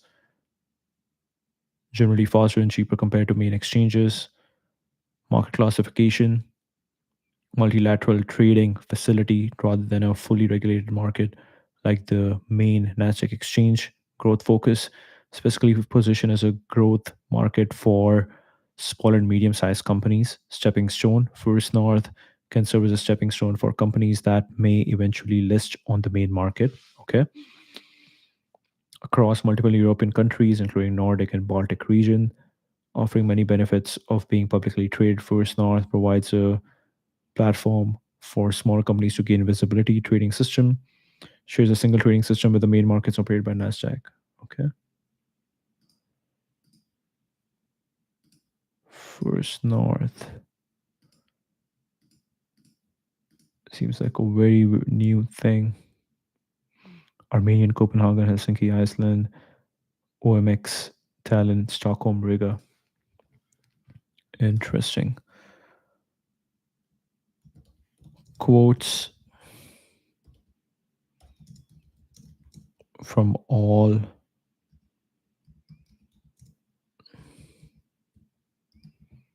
Nasdaq CEOs.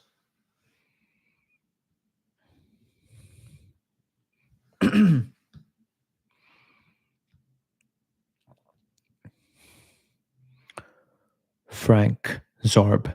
Everything we do is carefully evaluated in terms of how it will ultimately affect the investor. We know that when regulation protects investors and markets serve them, regulation protects investors and markets serve them, everyone benefits, not just investors, but companies and financial intermediaries alike. Hmm.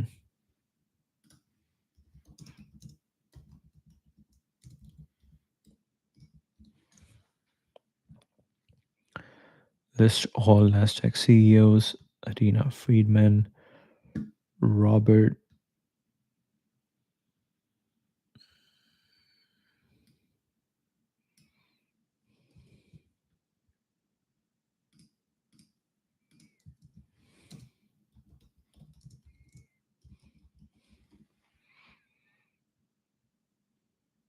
Let's see if we got some quotes from Robert.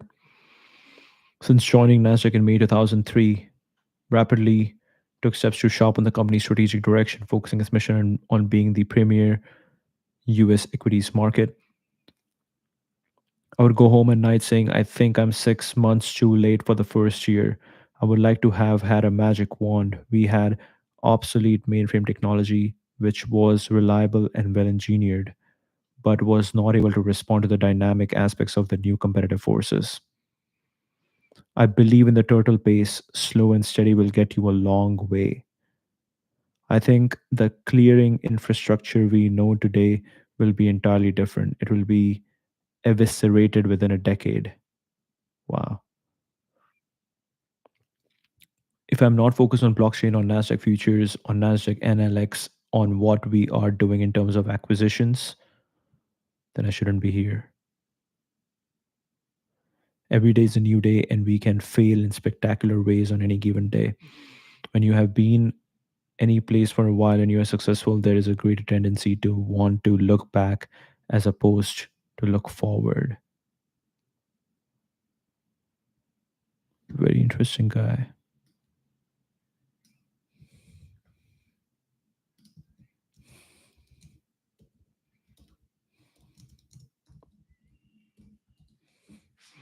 Frank Zarb quotes on Nasdaq.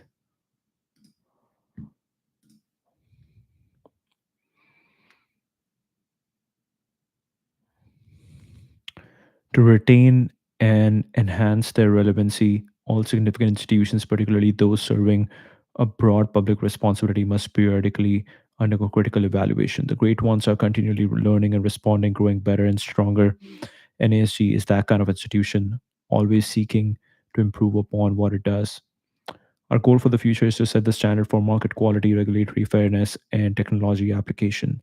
As the world's economies become more interdependent, then NASG welcomes the opportunity to serve the world's growth companies with markets that are open, fair, and efficient, markets that will facilitate growth and a better tomorrow for each of us.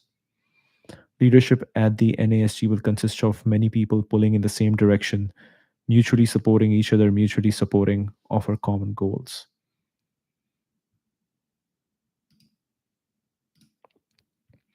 What were his key achievements during his tenure in NASG? From 97 to 2001, during the dot-com boom, transformation, emergence as a public company that handles stock trading around the clock around the world, expanded its operations to facilitate trading on a global scale, oversaw significant improvements that allowed Nasdaq to compete more effectively in rapidly evolving electronic trading landscape, protects investors and serves the markets, stating that when regulation protects investors and markets serve them, everyone benefits.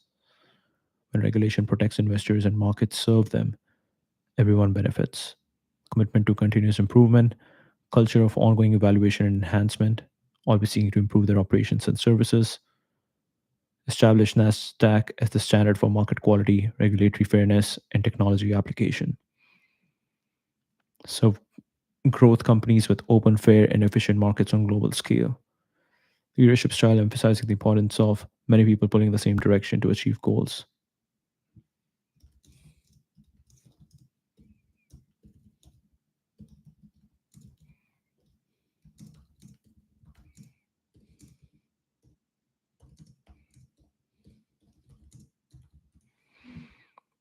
Let's get the list again. And so we saw Gordon. We looked into Frank Zarb. There's one person missing over here. Two people missing over here. What just happened?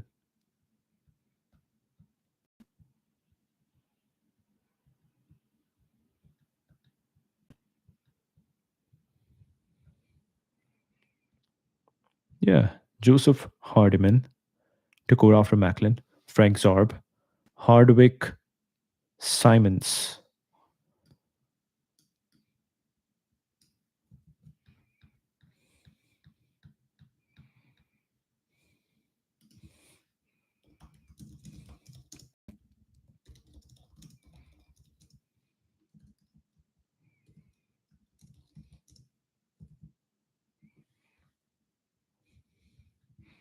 So we looked into Frank Zarb. Let's look at Hardwick Simons.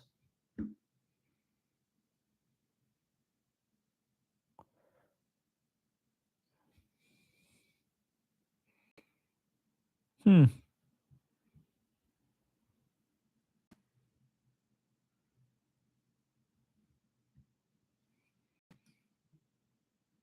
Interesting. Interesting.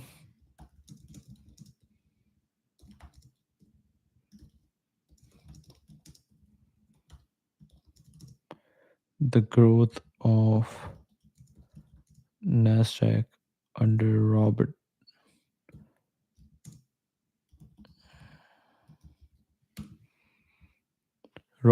Grayfield's leadership.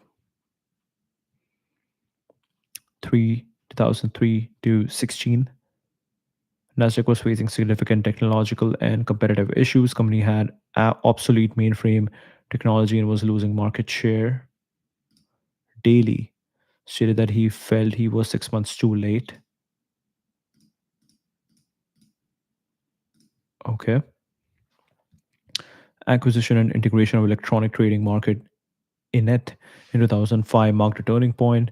Let us use our technology acquisitions and internal developments to improve Nasdaq's position, sharpen Nasdaq's strategic direction, focusing on being the premier US equities market, emphasize providing efficient, transparent trading platforms for investors, launch the Market Center integrated system for trading Nasdaq, NYSE, and MX listed securities on a single electronic platform, introduce the innovative dual listing program, allowing NYSE listed companies to list on Nasdaq, led the acquisition of Brute ECN in 2004, enhancing their trading capabilities, grew to become the largest US electronic stock market, operating 26 markets, including 3 clearinghouses and 5 central securities depositories, focus on leveraging technology to improve market efficiency, position to explore emerging technologies like blockchain and AI, active speaker on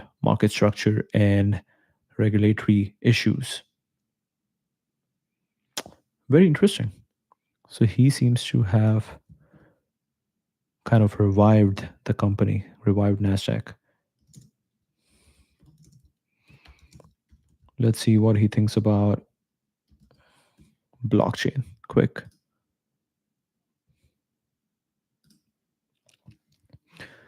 Blockchain is the biggest opportunity set we can think of over the next decade or so.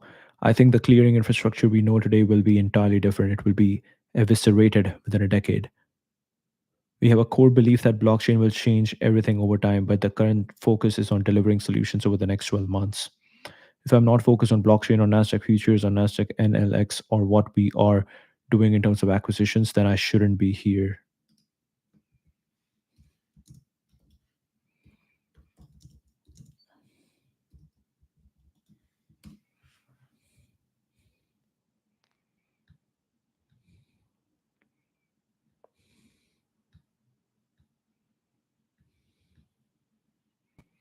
I believe in the turtle pace. Slow and steady will get you a long way.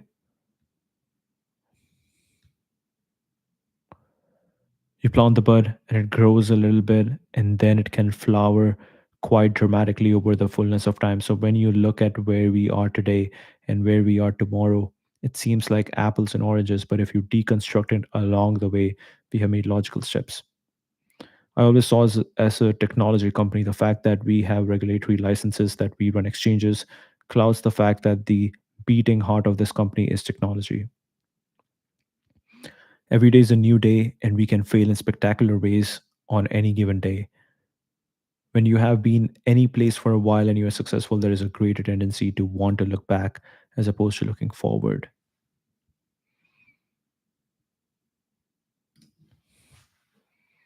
Let's see, what do we have on market structure?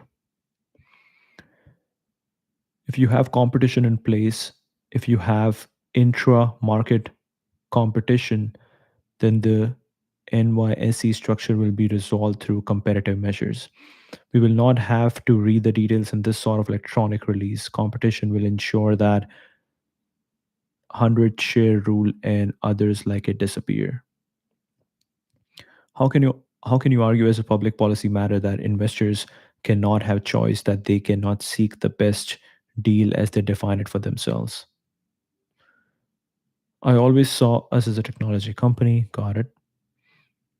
Evolution, you plant the bud, or need for decisive action. I didn't have time, right? Our market share was down to 14%. We go below 10, then I lose the listings business, right? And then I lose the entire franchise, and I didn't have that much time to continue to burn the money every day. So that was the dominant fact. And then I lose the entire franchise, and I didn't have that much time to continue to burn that money every day. You will only be successful if you are representing the true will of the customer. Before we started NFX, we had to meet with the customers, understand the willingness, and ascertain whether they really meant it or not.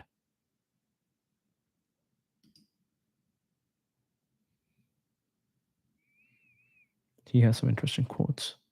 He has some interesting quotes.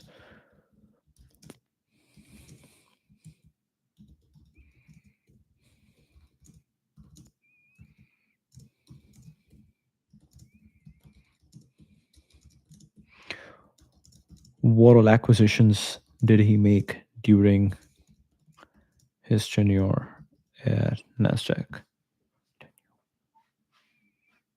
Let's see. Broad ECN, acquired from Sun God Data Systems in May 2004. Acquisition provided Nasdaq with additional trading capabilities.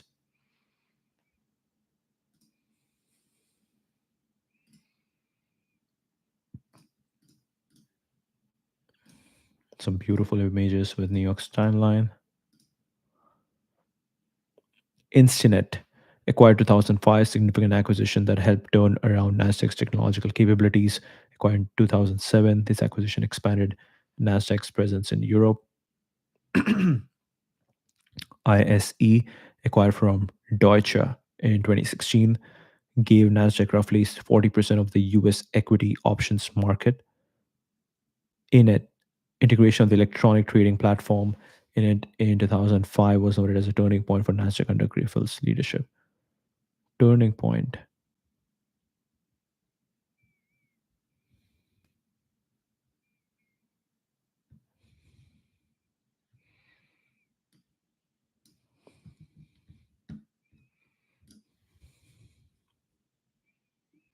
Okay. Tell me about the growth of Nasdaq under Dana Friedman's leadership.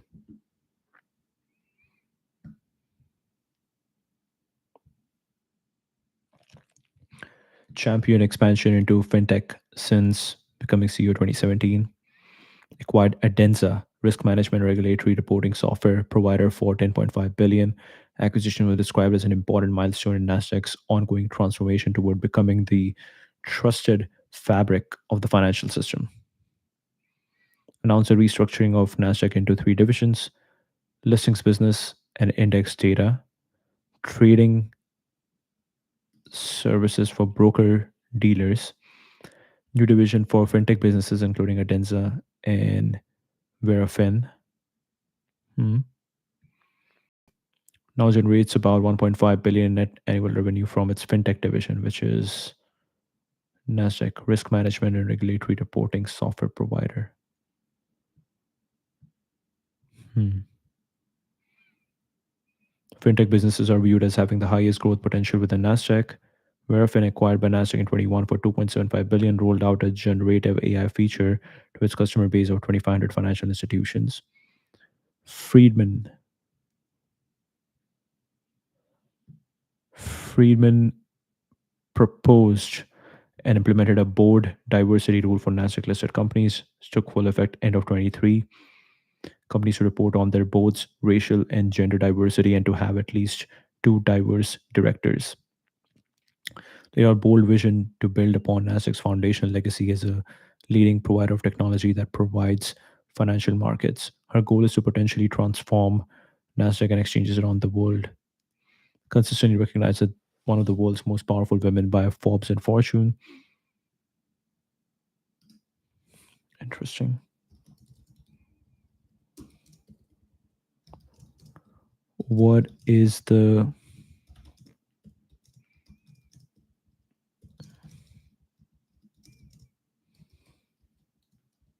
market share of Nasdaq and NYSE?